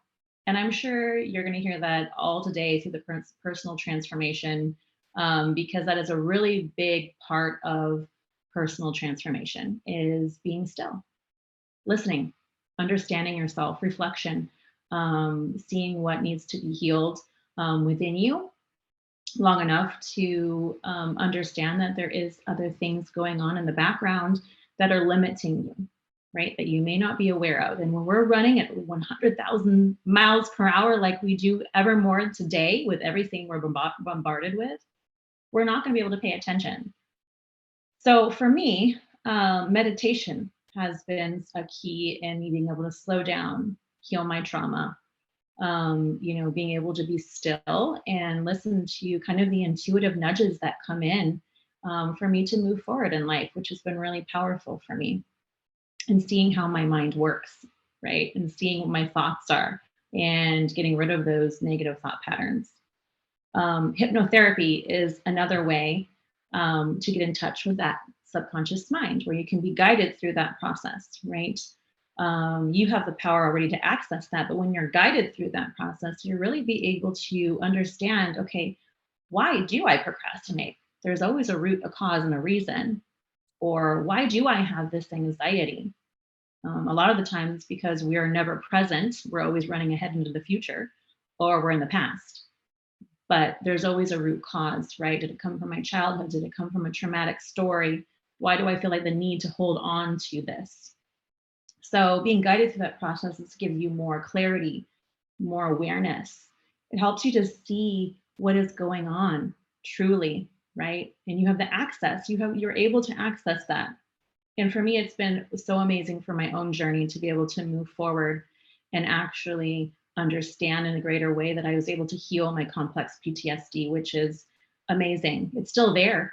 It's just not as present. And I'm able to be an observer of it rather than have to sit in it. So second is really visualizing, okay? Where do you want your mind to take you? Okay, and I'm not saying like you're just sitting here. I mean, a lot of people are daydreamers, right? I'm saying like you actually meditating on this, sitting with this, visualizing and feeling into the emotion of what that looks like for you. Where do you want to go? What do you want to do? What do you want to create? How does that look for you? How does that make you feel, right? Because when you do this, you're going to succeed much easier because your mind is going to get excited by this, okay? Your mind is excited by using your imagination. And your subconscious mind, again, it doesn't know good or bad. It doesn't know anything. It just knows where you want to go. So it's going to help you by doing that visualization process, right? Feel that into that emotion. Keep bringing that up. Sit with it. Practice it. Discipline yourself to continue to do that, right? Because I want you to think of your mind as like this incredibly fertile soil, okay? And you can grow any seed that you plant into it, okay? And just as a corn kernel produces corn, guess what? Your habitual thoughts and beliefs are going to be sown, okay? I want you to realize that a universal law is you reap what you sow, okay? There is truth to this, especially with what you plant in your inner garden, okay? It's your responsibility to be aware of this process consciously, right? So choosing wisely what goes in the inner garden. What are your thoughts? Visualize, create, excite your imagination, be present with it. The third way to make your mind work for you instead of against you is to set goals. And I'm sure all of you are goal setters, right? And we are like, sometimes we set goals, but then we don't do them, right? We procrastinate or we self-sabotage or we do all these other things because we don't really believe in our goals. We don't really believe that we can achieve them. So it really is important that we actually believe that. I'm sure you've all heard that saying, fake it till you make it. Yeah, that's kind of true. That is kind of true, right? So there was a study that 43% of people that regularly write down their goals and their dreams are more likely to achieve them. And you want to know why? Because by writing down your goals and setting them, and every time writing them down, you allow yourself to read that, see that, and guess what? You get your subconscious mind in touch with what your conscious mind wants. And then it begins to believe it. and take you there. Okay, you start to make those steps to make it happen. And guess what? You're going to set the intention. You're going to start taking those action steps, and that's going to happen for you. Okay, I can guarantee you your mind is a goal-seeking device, guys. It's already got this built-in mechanism, right? That if you hit any goal or target you want to set, guess what? It's like a GPS system. It's going to take you there. Okay, I promise you this. You just have to provide the target or the destination and start to believe, trust, belief and trust. Okay, and that's really where the power of goal setting lies, right? So really feel into the power of that. Get excited about that you actually can do these things for yourself, getting your subconscious mind and your conscious mind connected, right? And not separate. So let's really recap really quick. I know I'm almost out of time here. So the first thing is finding out what's running out in the background, right? What you're not consciously aware of, okay? And if you think that you have it all figured out and you've healed and there's nothing that you're not consciously aware of, you've got it all figured out, guess what? You're not. I still find things all the time that I still have no idea what's going on. I'm like, wait, where did this come from? I guess this is a part of me that I need to work on. I didn't heal from this, right? So figuring that out, and then exciting the imagination, the visualization. And then third, creating those goals so you can give your mind the roadmap of really where you want to go, right? So this all sounds super simple, right? Super easy. They always say it's easy. Is this easy as it sounds? Not necessarily, okay? It is a very disciplined mind that it takes. It takes practice, it takes perseverance, and it takes becoming more and more conscious, okay, of what's going on, and removing the unwanted time and time and time again, right? And being able to do that and be present with it, because you're creating new neural pathways. That's what you're doing, okay? And I always teach people that, in the NLP and the hypno work that I do, you are creating new neural pathways when you do this, okay? But it takes time to be consciously aware, because those subconscious patterns, it's 95% more powerful. It's going to want to slip in and sabotage you from the things you're trying to create. So the more consciously aware that you become of it, the more powerful that you can become, right? So it's practice. It's never going to be always perfect. It's going to take all that hard work, right? Lots of hard work. But I'm going to tell you time and time again, it's going to make you feel the most rewarding space that you can ever imagine. And I've seen it happen for myself, and I've seen it happen for people that do it as well. So I'll just leave you with this quote to ponder on, and that is, you have two choices: to control your mind or to let it control you, and just feel into the power of that. So thank you guys for all being here with me today.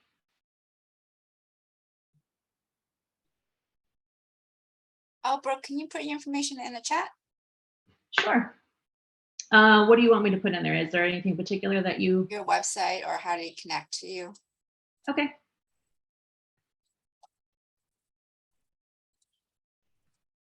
Let's see.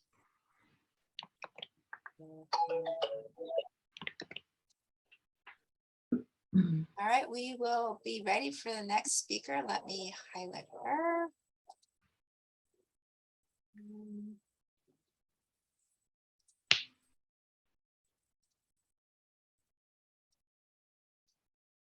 Here is Brooke.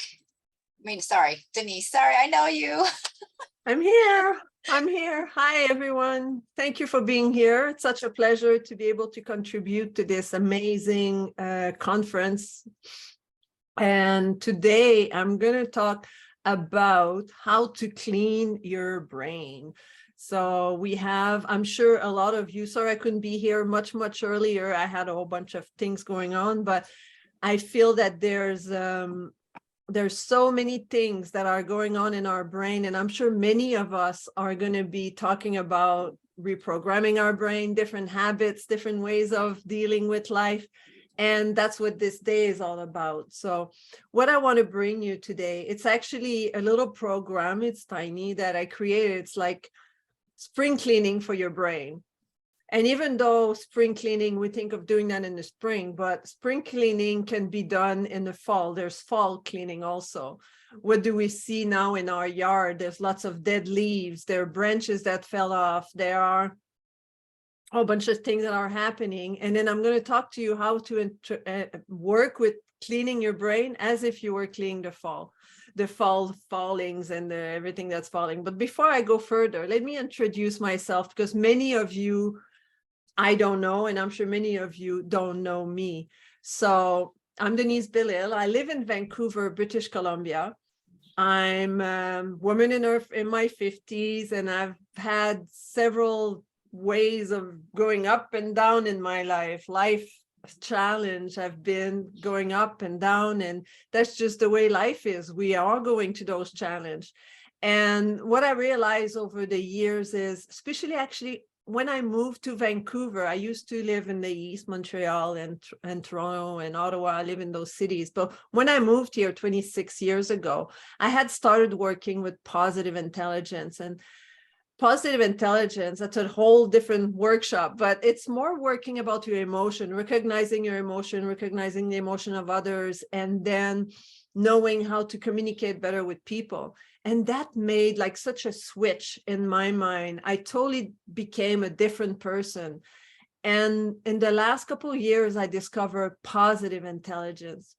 So emotional intelligence is here. And I found that positive intelligence is that cherry on the cake, where when you are using positive intelligence, you don't only recognize your emotion, but you're able to do little exercise that will allow you to stop these emotions from influencing you and making you react in different situations. So in the end, what I succeed to do over the last 26 years is to actually be able to have an emotion, stop it, analyze what's going on, and then move on without feeling the big ups and downs.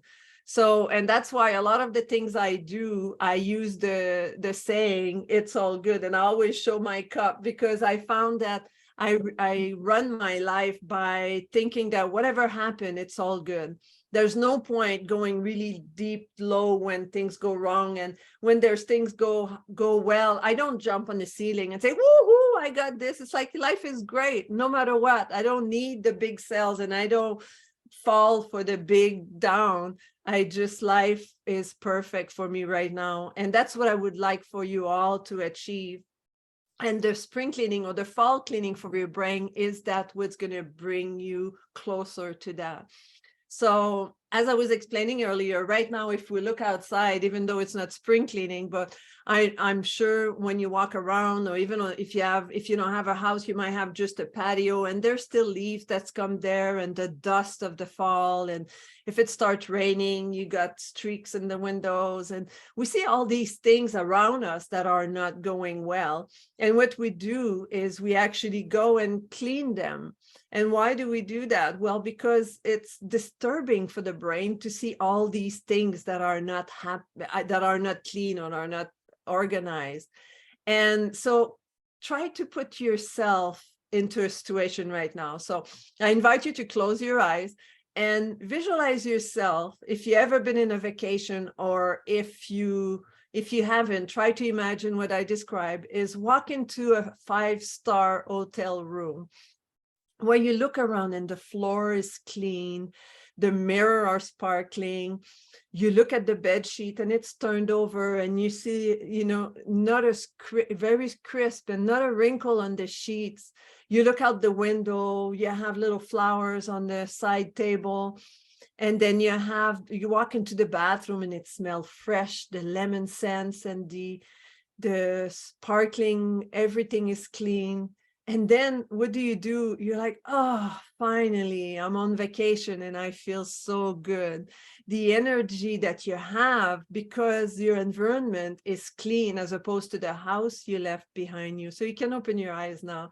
So if you have felt that energy of, wow, this is clean, this is perfect, I feel relaxed, and I can now forget about all the nightmare I left at home rushing out to go on my vacation, and I come here and I don't have to worry about cleaning up or anything. So that's why I propose to do a brain cleaning, because of that energy that you can find once you release the negative energy that you have in your life that are not helping you in any ways. So when we clean, I like to give the example of, imagine your life being a garage. So if any of you have house and have a garage, I'm sure not many people can park their car in the garage, because the garage is full of everything we don't want to have in the house. We've seen those images, right? The garage, like you open the door and there's no room for cars. Like there's stuff everywhere in the metal boxes, and you use that for storage, and the old high school, you know, books from your kids or whatever is there, it's all in the middle, and it's cluttering. And it's, every time you think about it, it's like, oh, what am I going to do with that? So imagine your brain being like that. Your brain is full of stuff that you just keep putting in it, and you never pay attention of how you can clean it. So take the image of the garage, and that's what I propose for you to do with your brain, is imagine taking everything outside the garage and putting it in the lawn. So now all you have is a clean slate. So what you want to do now with the garage is, first you'll take a broom, you know, you'll sweep the floor, pick up all the little pieces that, you know, have left there, probably that much dust. And then you might want to take all the cobwebs that have accumulated that are still in the corner. And now you might want to paint it. You want to paint that garage so that it's nice, bright, and fresh. Then you know you're going to bring stuff in. You can't leave everything on the lawn forever.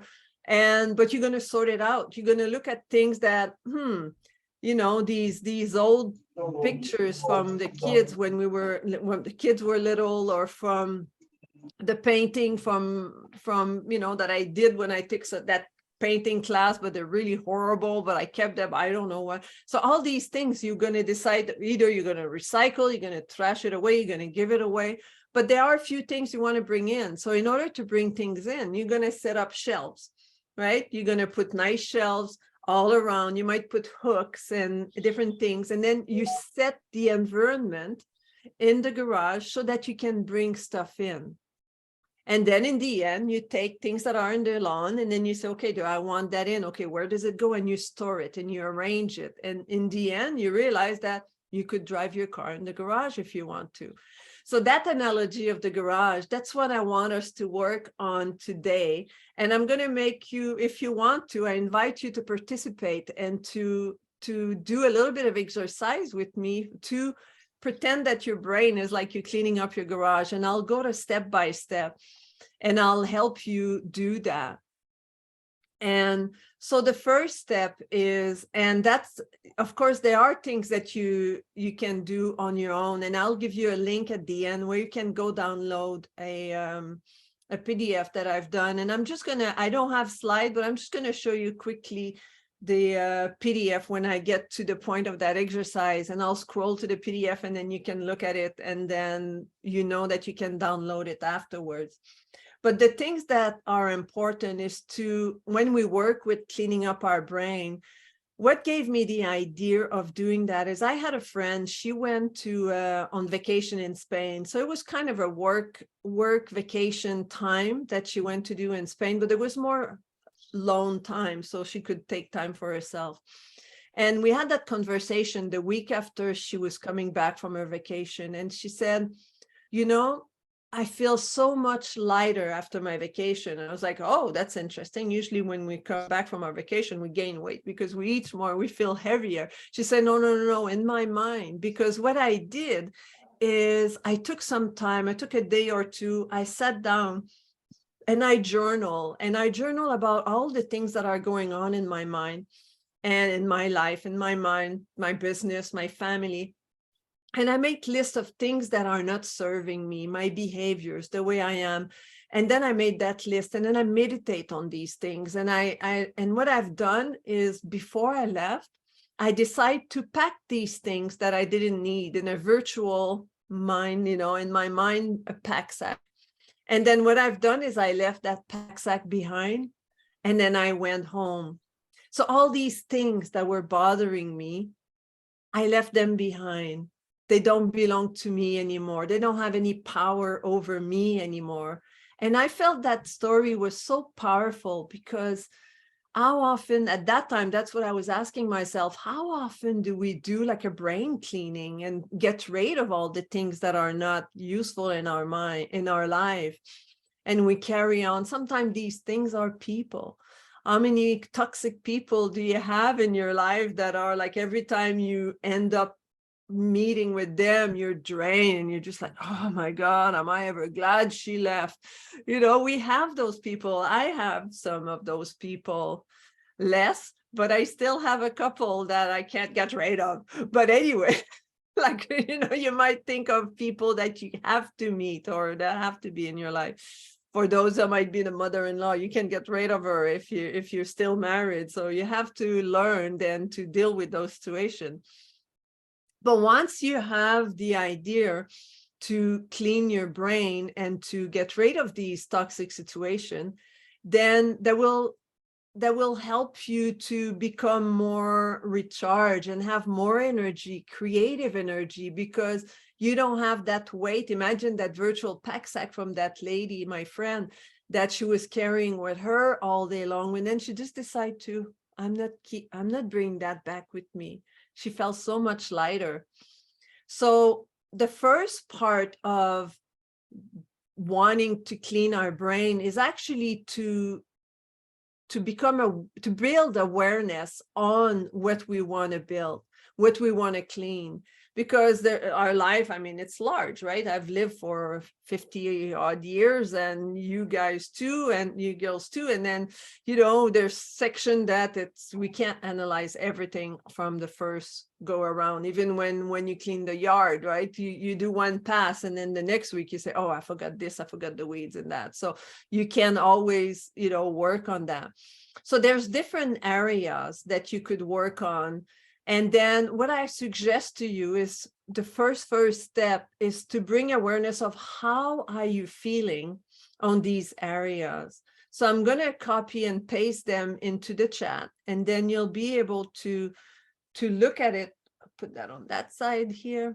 You'll be able to look at them and maybe take notes of them. So there's the spiritual side of your life, maybe your relationship, the people that are in your life, your physical side, like how are you feeling, energy and your pain and, you know, ache and pain, your mental, like how do you feel in your brain, your financial, are you comfortable financially? Is there things that are getting in the way? Your social, how do you deal with your people around you, your social life, the relationship you have with your coworker, or maybe your friends, your neighbors, and vocational, like what's your purpose in life? If you believe in God, what's your relationship with God? If you believe in the universe, what's your relationship with the universe? And when you evaluate yourself on between 1 and 10 on these, there's 7, I think, 1, 2, 3, 4, 5, 6, 7, on these 7 different areas of life, then you will get a chart of let's say you're very devoted to God and you're very devoted to your spiritual life, then you might be an 8 or a 9 or a 10, which is great. If you're in great shape, you work out every day, you feel strong, you don't have any ache and pain that are involuntary, then you might be a high also. But if your relationship with your spouse is low, you might want to put, you decide like a 3, a 4, a 5. So once you have put yourself into that gauge of knowing where you're at from 1 to 10, then I suggest that you take the bottom 3, the lowest one, and then we can start to work on cleaning up the brain on these areas. Because it's hard to, if you want to change everything at once, then you might not have the idea of what needs to be changed. So the 3-step system really is, first is to make an inventory after you've determine your top 3 or your bottom 3, depending which way you put it. Then I suggest that you make an inventory of your thought pattern and behaviors that you're not happy with or that is not serving you, and use this exercise that I just talked about to determine where are your weakness in that area and start there. Then create a list of all the people or things that you would like to add in your life. Sometimes we need to add some teachers. We need to add some mentors. We need to make new friends. If some of the things we eliminate our life, it's eliminating a couple of friends, well, add some good friends, people that will support you. And how would you like your life to be? Create the life. So the step 2 is actually create the life that you want to have. And then the dreams maybe that you have and your goals. What are your goals? What do you want to accomplish? So if you go back to the example of the garage, so these are like cleaning up, first of all, painting, then putting the shelves and the hooks and the bins. So this is the creation. It's creating an environment to allow yourself to bring things in your life, new things that you'd like to have. And then once you know, you make the list of what you want to have, you want to break it down in baby step. So what is the smallest action that you can do in order to move forward in the direction you want to go to? Create your action step so small that you're sure that you're not going to miss out. So now I'm going to share my screen and we'll look through what it can look like once you go and look at your the download that I'm going to give you later. So if you first look, like you have, the first step is put everything in a box. It's almost like having the box and things to look for. So this is going to be a help for you to have triggers on the things that you want to change. So maybe it's people in your life, negative thinking, the voice in your mind. What are your voices in your mind telling you? These are things that we need to sit down and listen to see, oh, yeah, I'm always telling myself that I'm not good enough. Or maybe, you know, when I wake up in the mirror and wake up in the morning, I look at myself in the mirror and I tell myself, oh my God, look how fat I am. And look at all these wrinkles. These are thoughts and patterns and behaviors that we can decide to eliminate. Maybe we're watching TV shows, or maybe you're watching the news. So how is that contributing to the betterment of your life? Maybe you have resentments towards other people or things, you know, like you have regret, angers, worry, anxiety, fear of the future, some things like you're looking to the future and you get anxious about that. Family issue, self-talk, and maybe it's some bad habit. Maybe it's smoking, drugs, or alcohol. Maybe you like to nibble of junk food, whether you go to junk food place or maybe you buy it and put it in your house, and then it's so easy to access when you're watching the news at night. Maybe you have a lack of exercise, you have lack of sleep, or too much screen time, too much on the computer. So these are things that are possibly things that could be better than your life. So is there anything that you think right now that, and maybe you or somebody you know, like I invite you to unmute and maybe shout out different things. And I don't want you to feel like I don't want to identify myself. So let's assume that everything that we share is from other people that we know and not ourselves. So this way we don't feel like we're like, oh, I need to change this. So I invite you to, you know, turn on your mic and just share a few things that you feel that could be eliminated in your life or need to, that of your friend's life, and that could be changed. Anybody would like to contribute a little bit? Well, Mew, why don't you start?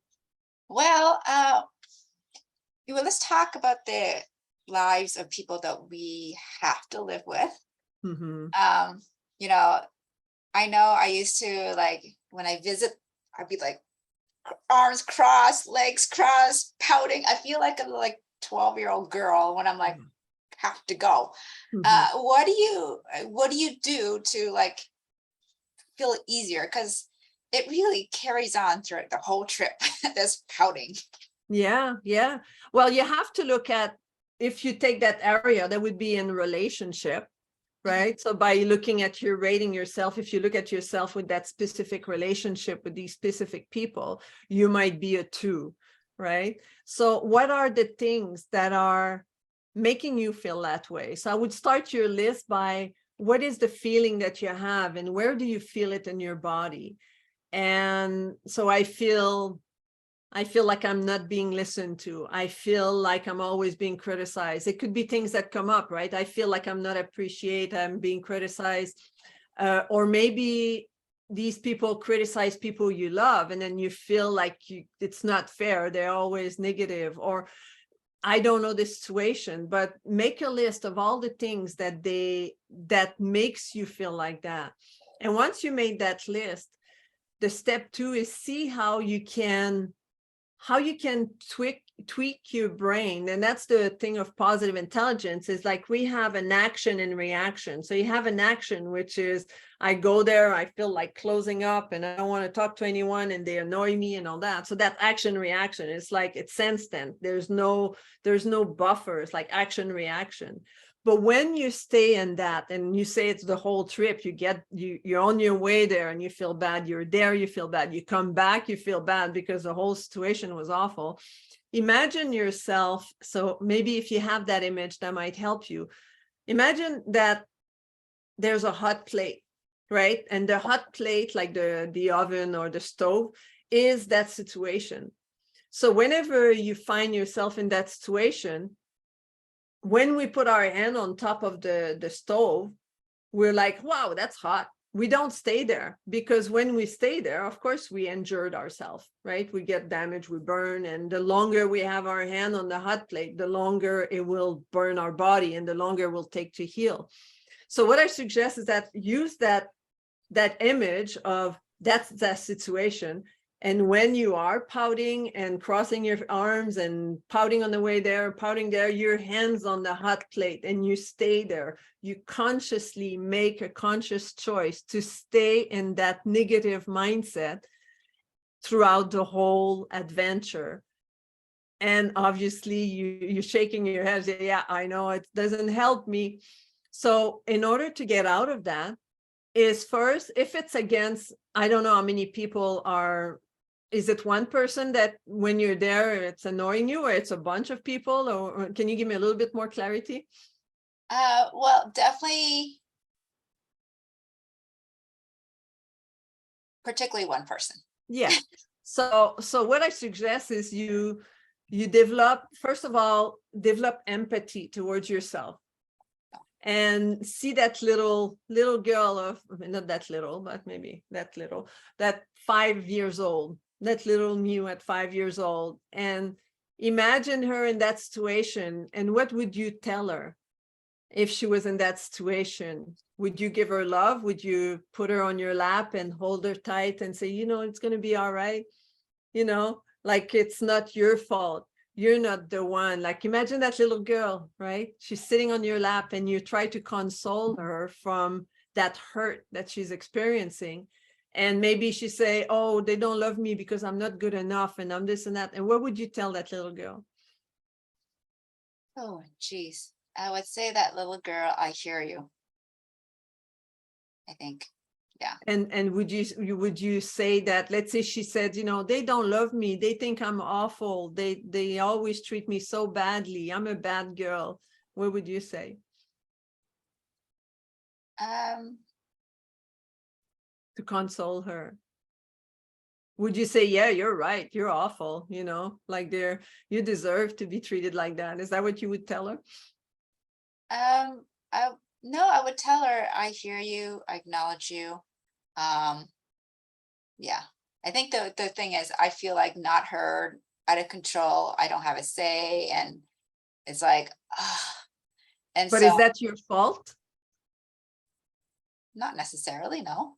Yeah, it's not like you're saying things that people don't want to listen to. So then if you look at it on the other side, then the person that is not listening and making you feel like a little roaches on the corner of the room, how do you feel that person is feeling inside? Do you feel that person is a happy person and joyful and living a life of ecstasy? And No.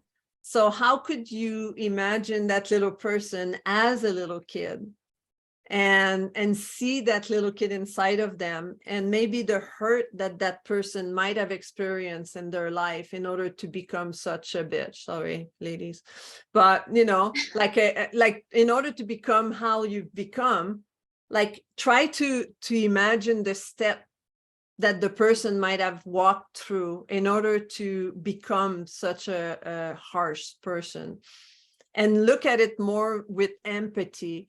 And instead of looking at her into like try to send her love, even if you can't say it to her because she will like throw you off the room and say, you know, shut up. But mentally, try to reverse it and play that game. Okay, today we're going there. On my way there, I'm visualizing that person and I'm saying, I'm sending you love. We're going to have an amazing get together. We're going to have fun. We're going to laugh. And I'm going to send you love the whole ways. And I'm going to send you love when I'm there. And whenever you say something that if I express myself and you pull me down, I'll think that I love you anyway, because you must have suffered a lot. Like try to reverse it one time. And it's not easy, but if you're going to pout, you may as well play a game and mentally play with that person and try to mentally control her. So instead of sending vibe of, I hate you, you're just, you know, pulling me down all the time, and say, and smile and say, and maybe agree with that person. Maybe that person needs to be recognized. That person might never be listened to. So that's a way that I would, you know, if they criticize, you say, hey, tell me more. I'm curious to know more. Why does that hurt so much? Or why are you so upset about that? But in a loving way. And it's amazing when people finally they're listened to, as opposed to criticize or try to fight against, they can change completely. So that would be how I would try it once or twice. And if that really doesn't work, well, then we can talk again. But well, thank you. You're welcome. So that's a way of creating something else. So that's what we've done. I have only 2 minutes. So the step two was that create a way that you can change the way your life is. And the step 3 is create your baby step. So I will send you that PDF and that will help you. And what you'll see, like I'm just going to share quickly my screen so that you see what it looks like. So you will have, so the step 1 is to make an inventory of all the things that are not well that you would like to change. Step 2 is make your list here. So write it down so you can print it if you want, or you can edit the PDF and write it inside that PDF. Step 2 is, what do you want more in your life? More relationship. What type of relationship would you like? What kind of emotion would you like to add in your life? So these are the things you want to add. What kind of activity you want to add, or what new habit do you need to add in your life? Like, I want to be healthier, so I want to walk more. Write it down.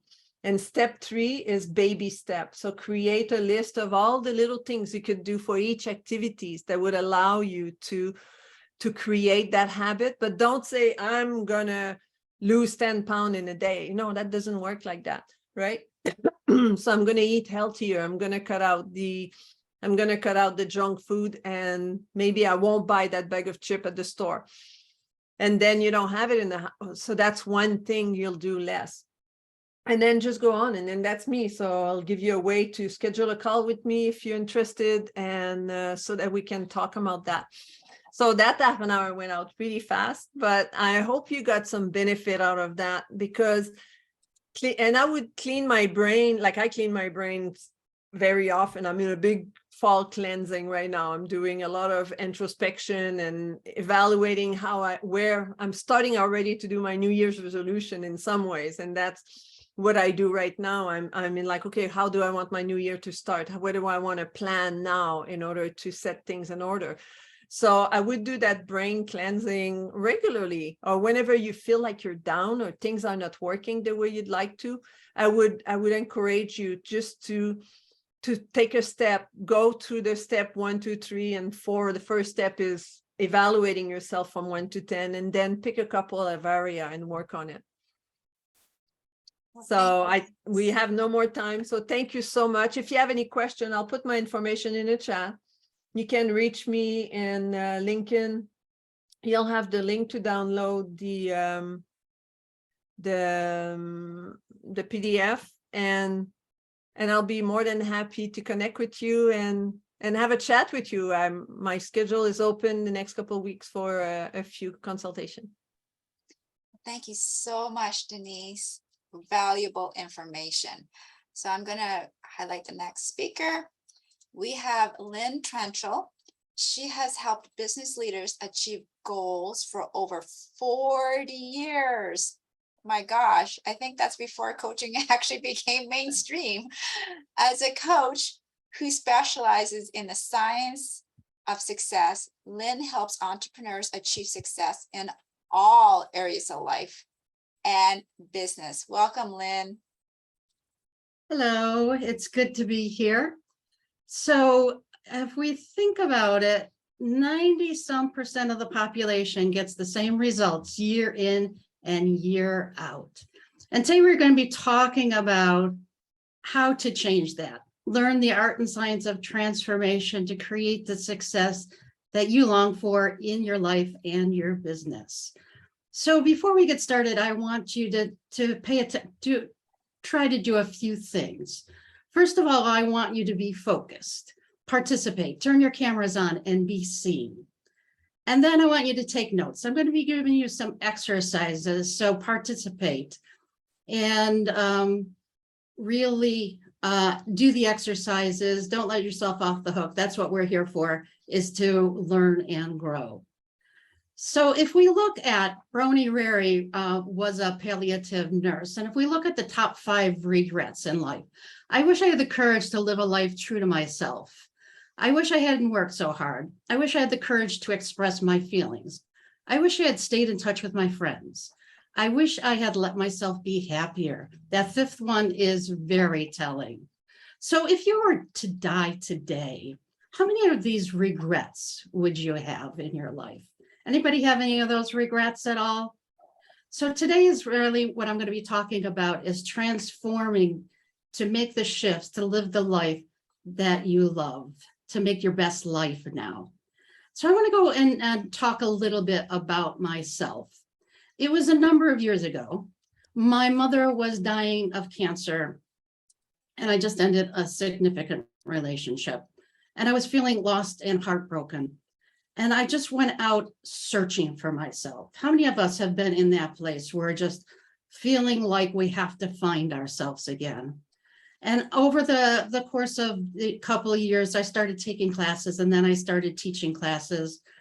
And I became a sponge, and I wanted to absorb anything that would help me. And I got my first try to say that 10 times fast. First coaching certification. And I got a coach. I actually have 5 coaching certifications now. And I learned some things. And one of the things I learned is I came up with this transformational formula. So if we look at where we are, which is A, and where we want to be, which is B, there's always a path to get there. So in coming up with this formula, there's a bunch of steps that you can take to do that. And since we have limited time, I am just going to go over 3 of these steps for the art and science of transformation. So the first one is the art of transformation is vision. And good business leaders create a vision. They say without a vision, the people will perish. So we want to create a vision of the life or business that we would love. And clarity is power. You want to hear a clear picture. You want to 5-sensorize it. You want to really know exactly what you would love that to be. So if we look at the 4 main areas of our life, our health, our relationships, our career or creative expression, and our time and money freedom. And I separate time and money freedom from your career because it's what you do with your time and your money. And this includes philanthropy and your spirituality. And the thing that I like about this way of looking at it is that you can apply it to anything. You can easily apply it to your business, your health of your business. How healthy is your business right now? How would you love your business to be health-wise? And how about your relationships in your business, your clients, your vendors, your suppliers? What would you love those relationships to be? And then in the creative expression, how do you design new products? How do you get new services? And then time and money freedom. Do you pay yourself enough? Do you take time off? And this, using these 4 quadrants, you can apply this to just about anything. I've used this with nonprofit boards and organizations. So all of these steps apply to everything that you're doing. So just think about what quadrant would you love to have some transformation in, and just put it in the chat. Health, relationships, career, creative expression, or time and money freedom. So just share that with us right here, right now. What would you love to transform? Which area of your life would you love to transform right now? And then once you have that area, come up with a statement of what you would love that to be. For example, I am so happy and grateful now that I have 5 new clients. I am so happy and grateful now that I have an extra $5,000 in the bank. I am so happy and grateful now that I am at my ideal weight of whatever your ideal weight is, and I feel great every day. And then ask yourself, do you know how to accomplish this? If you know how to accomplish it, it's not big enough. You want to make sure it's bigger. Your dream should be big, bigger than you know how to accomplish. So just spend a few moments writing down a statement of what you would love.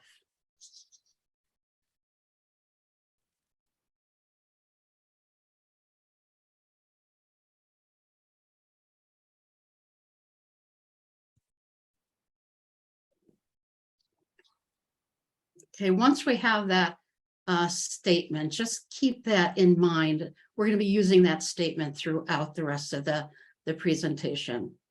So I want to introduce you to Jessica. Jessica asked the question, what would I love? And she decided that she wanted to work from home so she could spend more time with her children. And in her industry, that wasn't a common thing. Yet she found a job where she could work from home. And I think this was when her kids were like 6 or 7, maybe even 8. For the first time in their life, she was home. They took the bus to school instead of going to daycare and after school programs. And the nice thing about this was that this happened in 2019. So in 2020, when everything shut down, she already had her home office. She didn't have to scramble to get everything set up. And she was already prepared and ready for whatever came to her as a result of that. So this is the first step, the art, which is the your vision. So the science is the vibration, and where attention goes, energy flows, and the results show. And I love this quote by Einstein: everything is energy, and that's all there is to it. Match the frequency of the reality you want, and you cannot help but get it. And it's not philosophy, it is science. And I want to introduce you to that. I learned this from Bob Proctor. I got this, it's called a stick man from Bob Proctor. And it really is used to, I think he got it from Thurman Fleet, I think was the name of the initial person. And it was made to use to explain how your mind works. So if we look at this, we have our conscious mind, we have our subconscious mind, and then our body. And our conscious mind is our thinking mind. It's where we choose, we accept or reject. And it's where we originate thought. And your subconscious mind is where you reject. You cannot reject. You must accept. And it doesn't know the difference between what you tell it and what is real. So how does this fit into vibration? If we look at this, our thoughts create our feelings, and as a result, we have a vibration.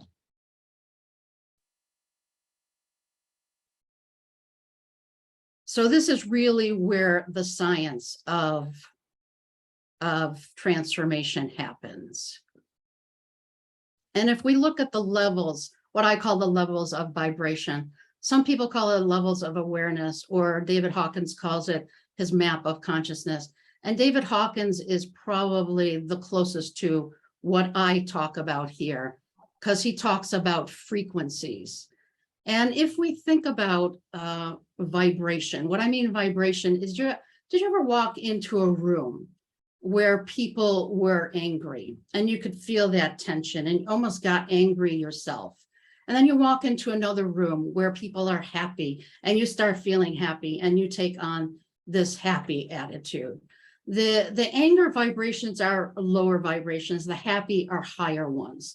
So we want to be on a vibration that matches the vision of the life or business we want to create. And if you think about a radio, there are many, many radio stations in the room with us at any given time. They're always there. And yet, if we don't have a radio turned to that vibration, that channel, then we won't hear it. So we could be on a hard rock station, we could be on a classical station, or if you look in on a TV, you could be watching the Discovery Channel. So all of those frequencies are available to you at any given moment. And it's just a matter of tapping into that right frequency, the right vibration. So to look at it another way, we are either moving down in vibration, which is disintegrating, or we are moving up in vibration, which is how we create. And this really affects how we are moving forward. If we look at where we are now and where we want to go, our goal is not on the same vibration as where we are now. So that's why the vibration is really very important. You want to be moving in vibration toward your goal. And your subconscious mind, remember, doesn't, its prime purpose is to keep you safe. Its prime purpose is to keep you from any danger. And when you try to do something new, it doesn't know what the outcome is going to be. So it will try to keep you from going there. And not to date myself, but I don't know how many people used to watch Lost in Space that had that robot. Whenever any danger came, it would be danger, danger, danger. That's what your subconscious is doing. And yet your consciousness, you want to move to that higher goal. So you want to find a way to shift your vibration from one level to get closer to and then become your goal. Well, I like to say, be it until you see it. And this is really where I have a meditation called How to Be a Success Magnet, which I'm going to be giving to everybody that wants it. And this is really where the meditation comes in, because it helps you stay in that vibration of success so that you see things and you start feeling things and you start doing things that are congruent from where you want to be as opposed to your current circumstance. So that's an important thing to do, is just to notice how you're feeling, notice the vibration, and ask yourself, is this the vibration of my goal? And if not, we want to try to shift that as we go. I'm talking a little fast. When I get excited, I talk fast. So, and here we have Joe. He was stuck in a rut. And when he noticed his thought processes, he was able to shift his thoughts to be thoughts that he wanted to create, and then get back into that vibration of doing that. So the next part is we had the art, which is vision, the science, which is vibration. And the next piece is the key piece that ties it all together, and that's action. Nothing happens without action. Action is like the ground wire to electricity. Transformation doesn't happen without action. So we want to make sure that we are taking action to move towards our goal, to move toward that vibration and to become that vibration. So what keeps us from taking action? And this is Bob Proctor's definition of a paradigm. Paradigm is a mental program that has almost exclusive control over our habitual behavior, and almost all of our behavior is habitual. So if we go back to the stick man and look at what our mind is like as an infant, our conscious mind doesn't come online, so to speak, until about the age of 7. So think about your conscious mind is your thinking mind, the part that can accept or reject. Your subconscious mind is the part of the mind that is your emotional mind and cannot accept or reject. So think about as an infant up until the age of 7, everything you hear, everything you see, everything that happens around you goes right into your subconscious without a filter at all. And this is how our self-image is created. And this is where our paradigms get created. So if we think about it, that's why we say we inherit our parents' beliefs. They inherit their parents' beliefs. So our parents, our grandparents, and all the way back to an indefinite past, we inherit those beliefs because it goes right into our subconscious mind. And that's how we respond to the world as a result. So everything that we do, everything that we see goes through this filter of our paradigms, of our subconscious. And 95% of our day is run by our subconscious, the programs that were installed without our awareness before the age of 7. And 70% or more of those programs are disempowering, self-sabotaging, and limiting. So if we go back to this picture, we have our thoughts, our feelings, which create a vibration. And as a result of that vibration, we take action, which creates our results. Or to look at it a different way, our thoughts create our feelings, create our actions, create our results, just reinforce our thoughts, create the same feelings, the same actions, the same results. So it creates this vicious cycle unless we stop and we ask. So if you're not getting the results you want to stop and look at what thoughts are creating that. So you want to have that discernment and look at and change your thoughts. So I created this, this method that can help you do that. I call it the AIR method. So that once you notice those thoughts that aren't supporting you, you can reframe them in a way that will support you. So the first thing you want to do is to have awareness. You want to have that discernment. These results are not what I want. So you become aware of those thoughts and then you interrupt them. You have a powerful interrupt, say up until now or a part of me. And that kind of disarms them from the standpoint of your subconscious. And then you want to release them. You might want to picture them flowing up into the air like a balloon or something like that. And then you replace it. Because once you release it, you create a void and the universe abhors a void. So it will try to fill it. So you want to fill that void with what you want. Otherwise, it will just go back to those same old thoughts and reinforce those same old thoughts. So you want to replace it with what you would love, which is part of your vision. So I invite you to try this quickly. Think about the statement that you wrote earlier. And when you think about that, is there any fear or doubt with respect to accomplishing that or being that?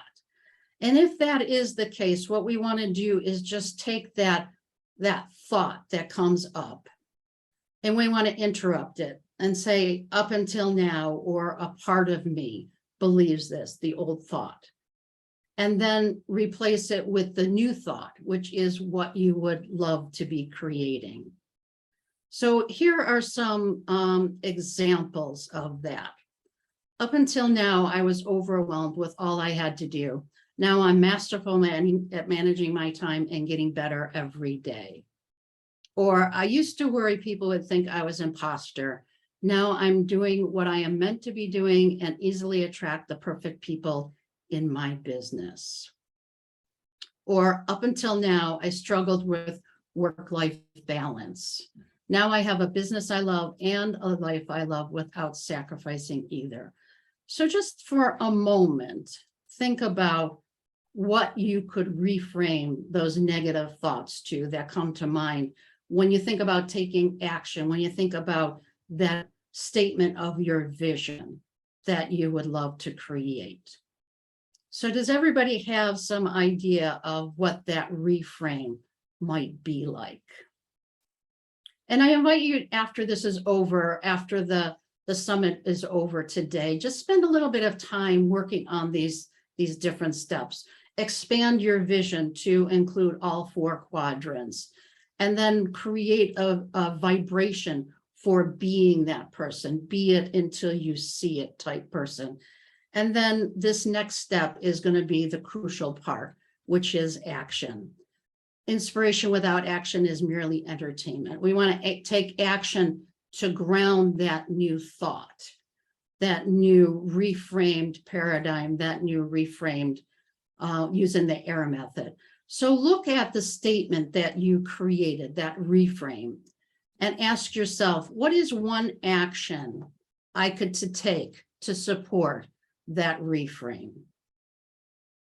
So just think about it. It could be small step. It could be just like I recently realized that one of the things that is keeping me from accomplishing my goals is follow-up. So now I have it in my calendar every day that I do at least 3 follow-up every single day. So what is one thing that you can do to support that reframe in your vision, to move you closer to the vision? And then I really invite you to put it in your calendar. And when it comes up, do it. And if something else comes up and you have to move it, that's fine, but you don't want to move it more than twice, because if you move it more than twice, you're sending a message to your subconscious saying, this isn't important to me. And if it wasn't important to me, you wouldn't be putting it in your calendar. You wouldn't be doing this. It wouldn't be supporting you as you move forward. So does everybody have one step that they can take to support their reframe? And again, after the summit is over today, I invite you to spend some time doing this a little bit deeper. So this is Joe Dispenza. Anybody that knows Joe Dispenza says thoughts that fire together, wire together. And this is really what we call neuroplasticity. So by using the AIR method, by creating your vision, getting into the vibration, using the AIR method, and actually taking those action steps, you're rewiring your brain to support where you want to be. And again, I love to say, be it until you see it. Be in that vibration. And as you step into being that person, you will see things differently. And this is Gina. She was always a people pleaser. And she made that shift in her thoughts and set some boundaries, and her business grew. In fact, I talked to her today, and she is going on vacation. And the first time since she started her business, she is not taking her laptop with her. So she is having a true vacation for the first time since she started her business. So I love this quote from Kung Fu Panda. If you only do what you can do, you will never be anything more. So as I mentioned earlier, I have a gift for you. My meditation called How to Be a Success Magnet. It's 5 minutes, and you can use it anytime you want to get into that vibration of success. It also comes with a workbook that will help in the process. So to recap, the art and science of transformation, The art is your vision. What would I love? That's the only question you should ever ask yourself, is what would I love? And the science is the vibration. Be in the vibration of your vision. Come from your vision and take action. So you want to be in the vibration of your vision and take action from that place. So that is my presentation for today. Does anybody have any questions?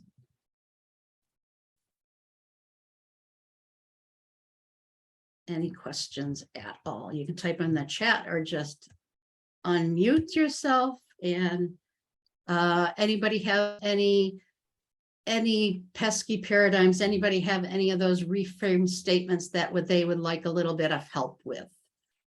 Anybody have any questions about their vision or any of that? Then can you put that link in the chat? Yes. I couldn't write it down quick enough. Oh, okay, sure. I'm also, And Cindy's looking for it too. yes, I'll put my contact information in the chat. And the link to the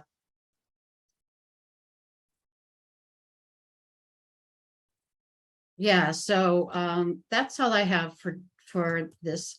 And if there's any questions that you have about anything, anybody have any questions about how to reframe their paradigms? I like to think about it. I don't know if you ever saw those commercials they used to have where they be an angel on one side and the devil on the other.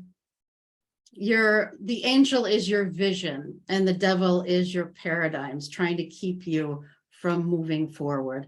And your subconscious your ego would rather have you be miserable than change. And that's why anytime we try to make any change at all, you hear that voice. And like my coach says, whenever you hear that voice, it's good news. Because if you weren't moving forward, the subconscious would be silent. You wouldn't hear a thing. So just know whenever you hear that voice of doubt, that it's a good sign. It means you're moving forward. You just want to make sure the doubt doesn't turn to worry. If the doubt turns to worry, it turns to fear, and then you stop. So you want to catch it in the doubt phase and reframe it to support where you want to go.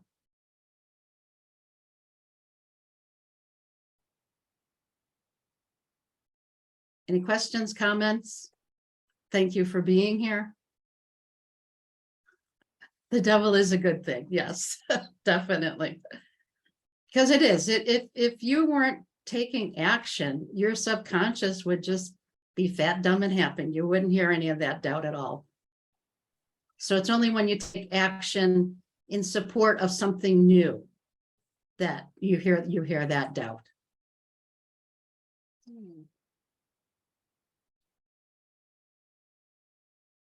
Well, thank you so much, Lynn. Yeah, thank you. Any last questions before we hop on to the last speaker before the break?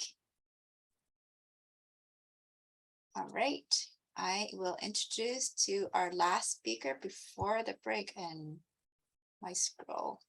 We have Talia, let's see.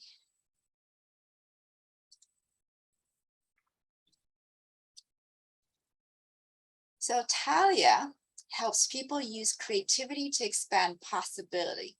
She has been coaching since 2001. That's over 2 decades, helping people become more productive, procrastinate less, and feel more joy. Talia also runs Creativity Club, a Zoom room where you play creativity games to become more flexible thinkers and strengthen our creative confidence. Talia has earned a BA in English at UC Berkeley, a certificate as a mediator, and a certificate to facilitate Lego serious play. Welcome, Talia. Thank you so much, Mew. This has been an amazing conference. I am so honored to be part of it. I really appreciate your having me here today. And I'm here to talk about procrastination. A few people this morning have talked about procrastination a little bit. And I have a lot to say about procrastination because I'm a procrastinator. I've always been a procrastinator.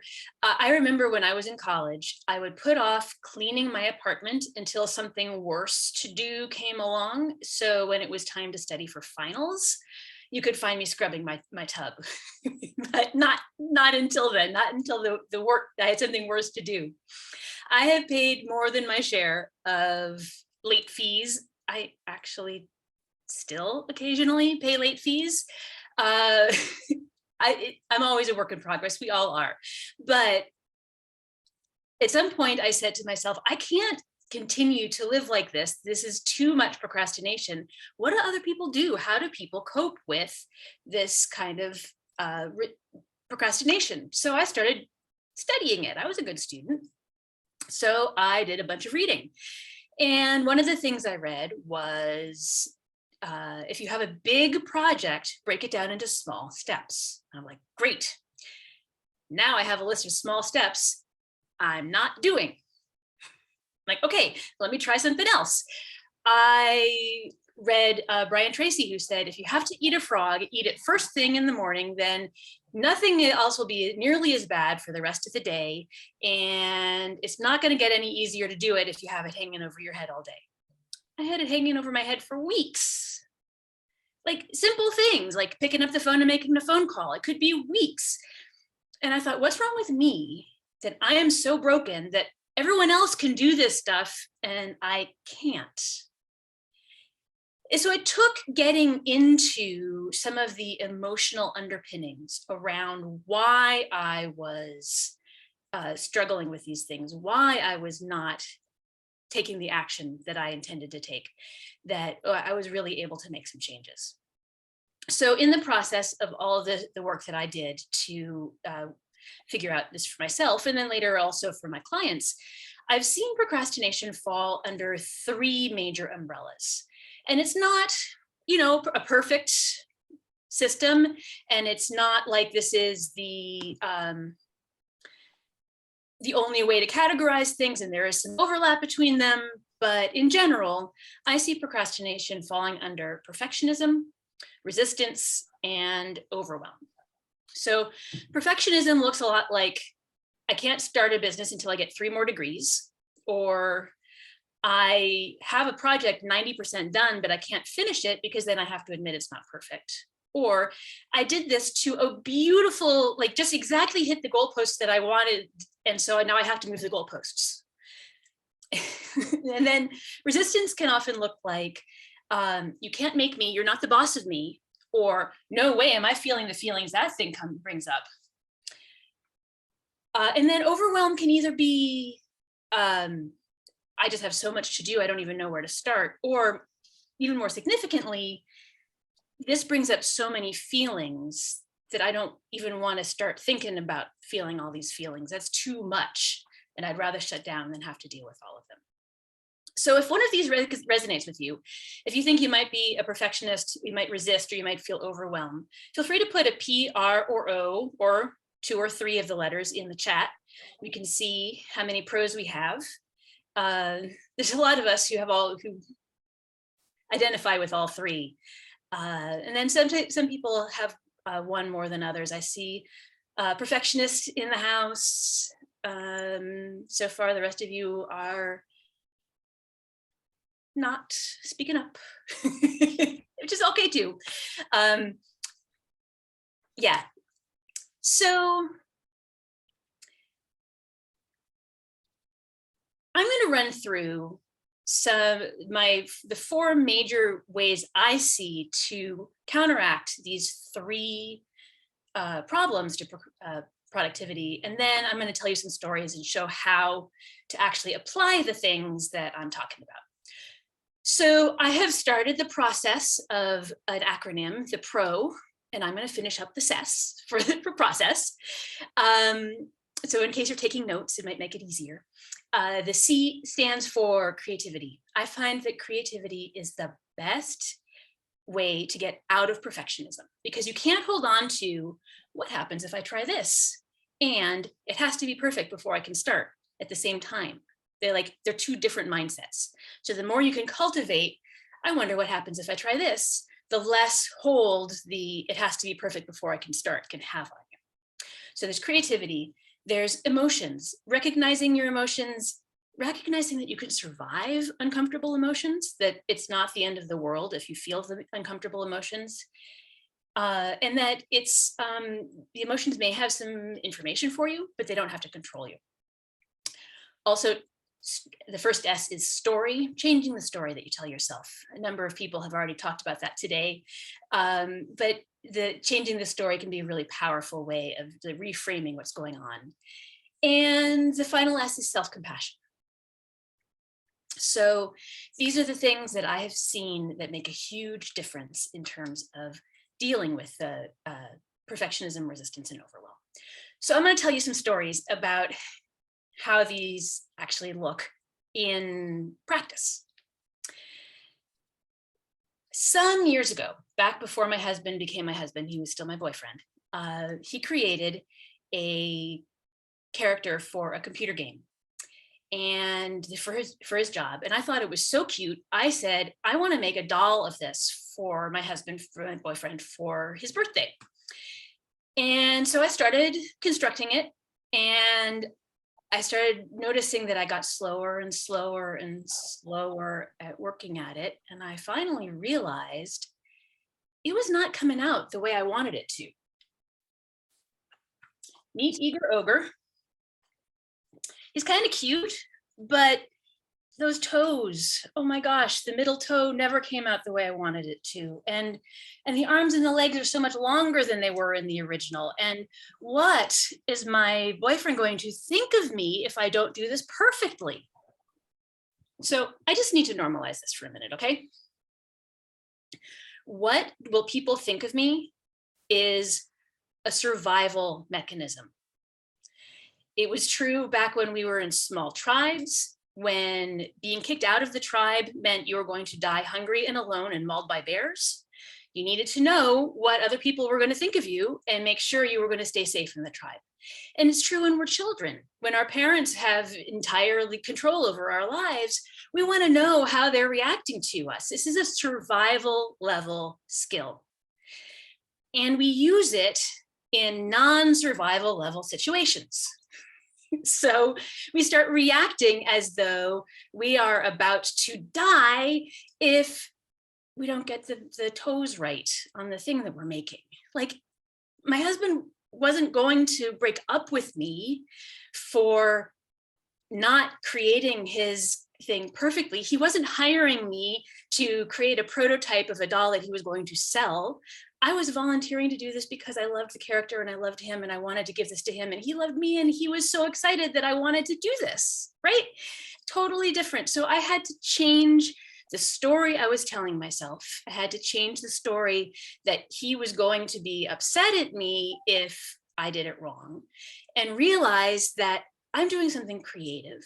I get to interpret his character the way I want to interpret it in a new medium that he's never had it in before. That all of this is kind of exciting and exploratory, and what happens if I do it this way. And that if it doesn't meet my own expectations, I can survive my own disappointment around that. So all of the pieces had to come into play. I had to realize that what I was doing was creative. I had to realize that I could survive my emotions. I definitely had to change the story, that there was danger about doing it wrong. And I had to have compassion for myself that, this is the framework that I fall into all the time. And there's nothing wrong with that. So I just want to make sure everybody hears that if you find yourself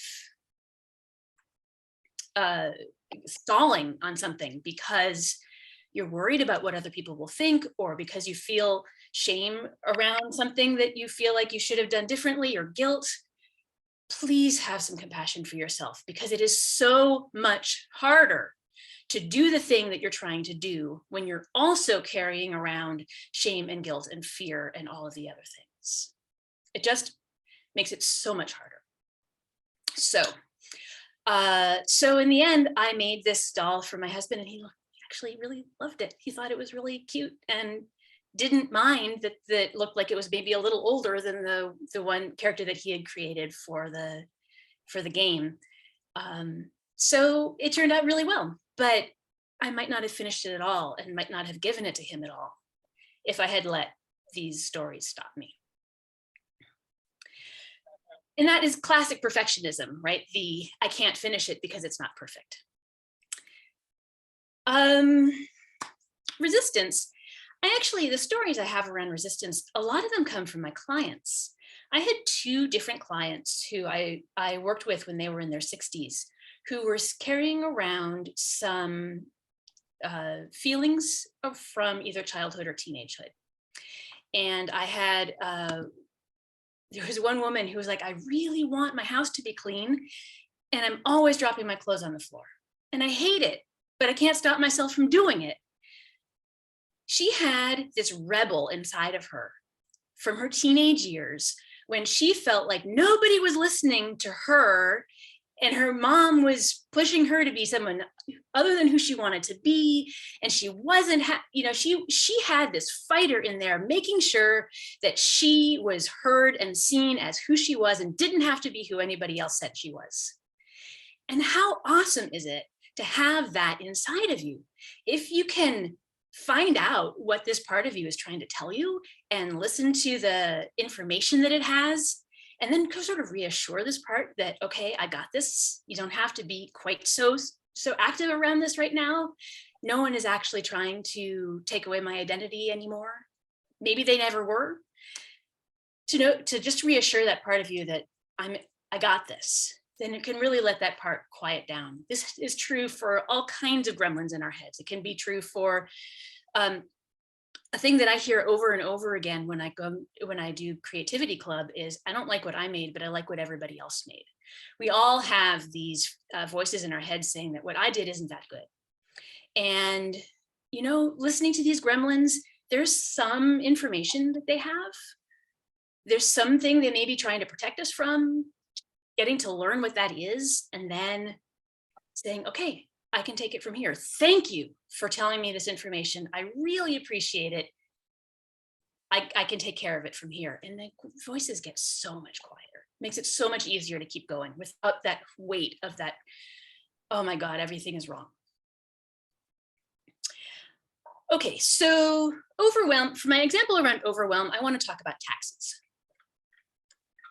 Because I don't know about you, but I've got a lot of feelings around.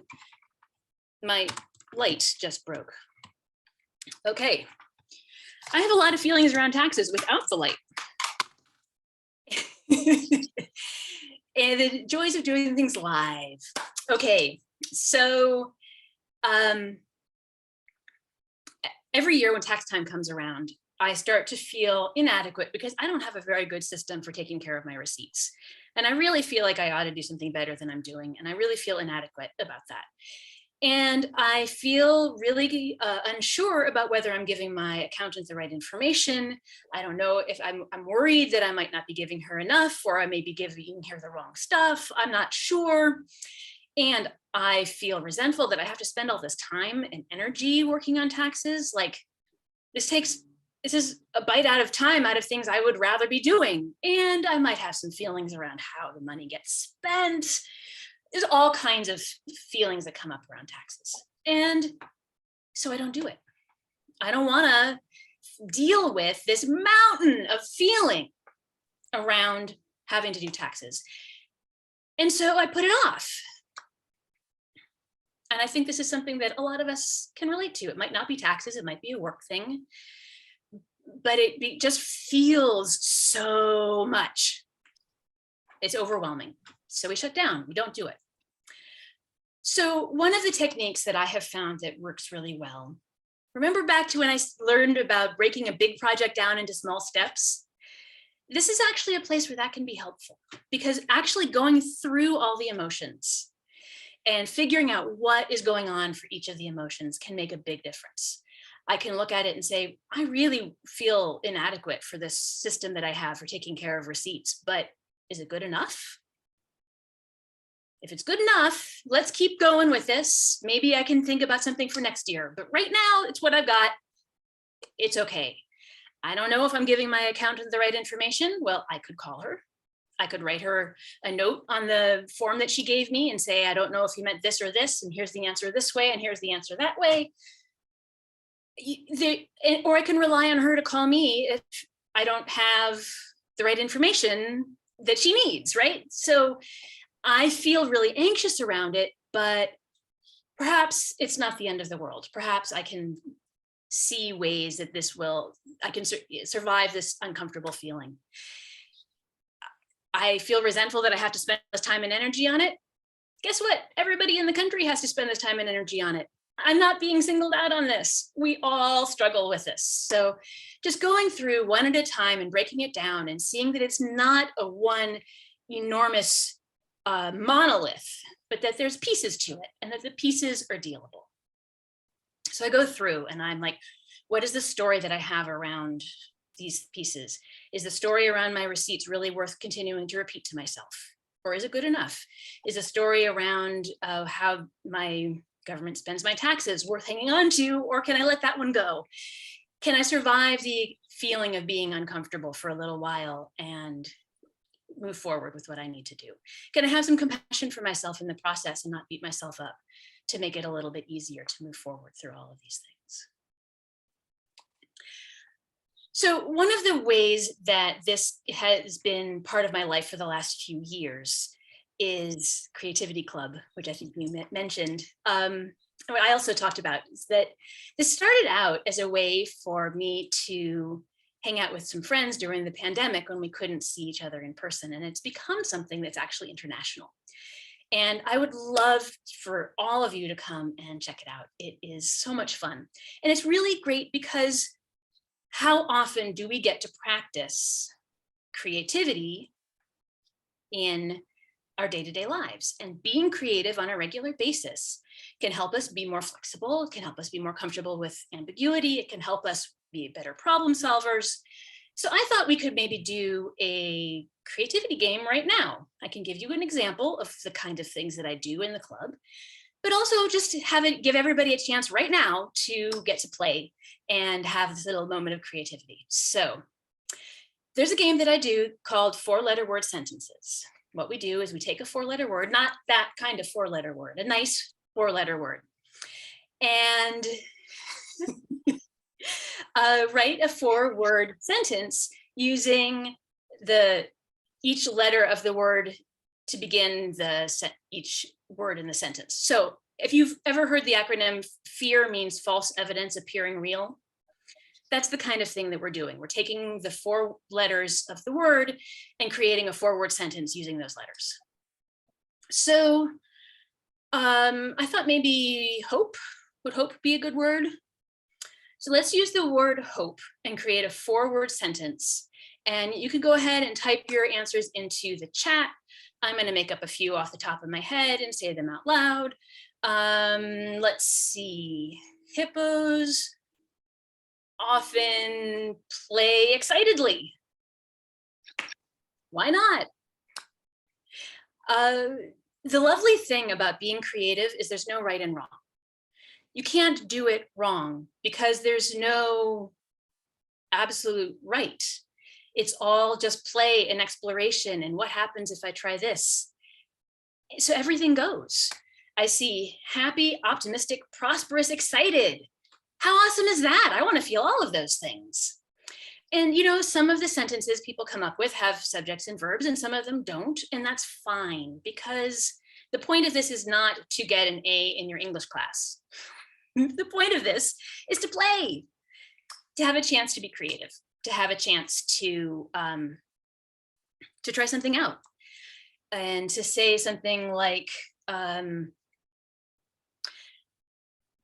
happiness often performs electronica.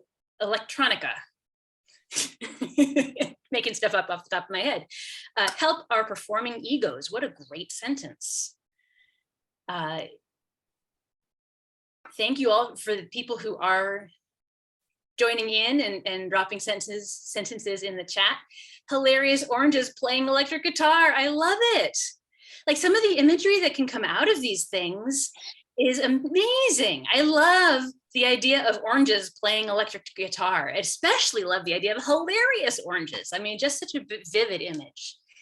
This is great. So yeah, keep them coming. This is a great way to work on that part of ourselves that says, let's try this and see what happens. Let's play around with this. Let's see what we can come up with, and let go of that perfectionistic, it has to be perfect. They're not going to love me if I do a bad sentence. I'm going to love you no matter what. And all of your sentences are perfect, whatever you come up with. Happiness only pleases everyone. What a great sentence. This is wonderful. You guys are so good at this. So yeah, this is, I would love to have you come join me sometime on a Thursday evening. It's 4 to 5 p.m. on Thursdays Pacific. We meet every week. It is free. I will drop a link in the chat so you can come join me there. I've got more information about my other offerings on my website, which I will also put into the chat. And that brings me to the end of what I had prepared. And I would love to hear any thoughts people have, questions, other creativity games you like to play. What have you got? That's interesting that you did that, because I did something very similar. I started a coloring clutch Oh, fun. during the pandemic, and we would get together and color every week. And in fact, I still color every Wednesday with a friend of mine. So I think it's fascinating the creativity people have when something like that happens. So yeah, absolutely. Absolutely, yeah. I like coloring also. I tend to do the coloring while I'm listening to audiobooks. But I think actually having conversations with friends might be even better. Awesome. How else do how else do you support your creativity? What else do all of you do?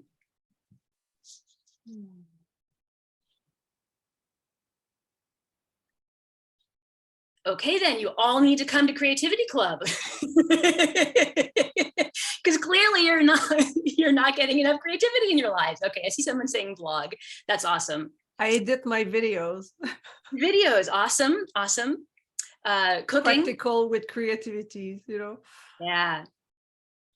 So since I have a few more minutes, I'd love to talk about creativity just a little bit, because I keep talking to entrepreneurs who say, oh, I don't have a creative bone in my body. And I'm like, you created a business from scratch. That is the definition of creative. So many people get big C creativity and small c creativity mixed up. And they think that if you're not a painter, musician, dancer, poet, it doesn't count. It's not actually creativity. Only the big C creativity is valid. Actually, all the forms of creativity are valid. Cooking, I'm glad somebody likes cooking because I sure don't. But there are people who are really talented at looking at what they have in the pantry and whipping up dinner. And if I don't follow a recipe, all bets are off. And if I do follow a recipe, all bets are still off. It's just not my forte. But some people are really creative in the kitchen. Some people are really creative at finding new ways of driving home that avoids all the traffic. Some people are really creative at coming up with new business ideas. I see in the comments, somebody said they created a medical wearable device. That is amazing. That is a huge amount of creativity. And a lot of people I find aren't giving themselves credit for this level of creativity. So this is what I am here to promote, is creativity, yes, as a way to counteract the procrastination, yes, as a way to keep the perfectionism out, but also as a way to find joy and meaning and growth and honor the unknowns and do something anyway, and to just try new stuff and see what happens. I think that we need that in our lives. And especially when we have the perfectionist tendencies, which are based in the I'm gonna die feelings. You know, we need something pretty powerful to counteract the strength of those fears. And this is one tool that we can have to work towards the anything is possible. There are endless possibilities. I could create anything at all. What is it that I want to create? How can I bring my vision into the world? What is possible? And I really think that the big problems that our world has right now will only be solved if all of us are bringing all of our creative thinking into the world and not letting ourselves be stopped by the fear that someone's going to think that our ideas are silly. All silly ideas are welcome with me.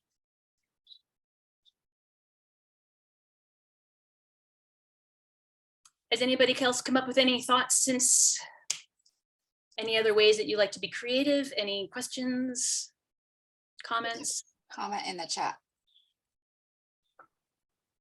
The medical wearable device? I think that's brilliant. I don't know what it is, but I'm so happy that you did it.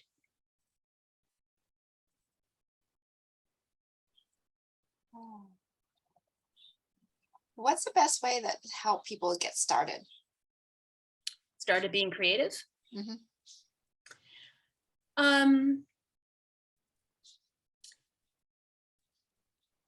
All three, you're a pro.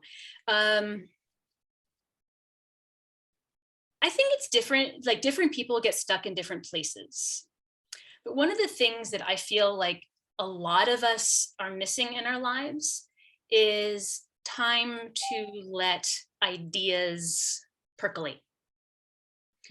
Because one of the things that I've seen about creativity is it's not usually a bolt of lightning. It's not usually, oh my God, I suddenly had this amazing idea. It's much more often, oh, I have an idea, a piece here and a piece here. What happens if I put them together? Oh, I don't like that one so much, but what if I take that piece instead and put it, oh, now I'm getting somewhere. Well, what if I add this piece over here?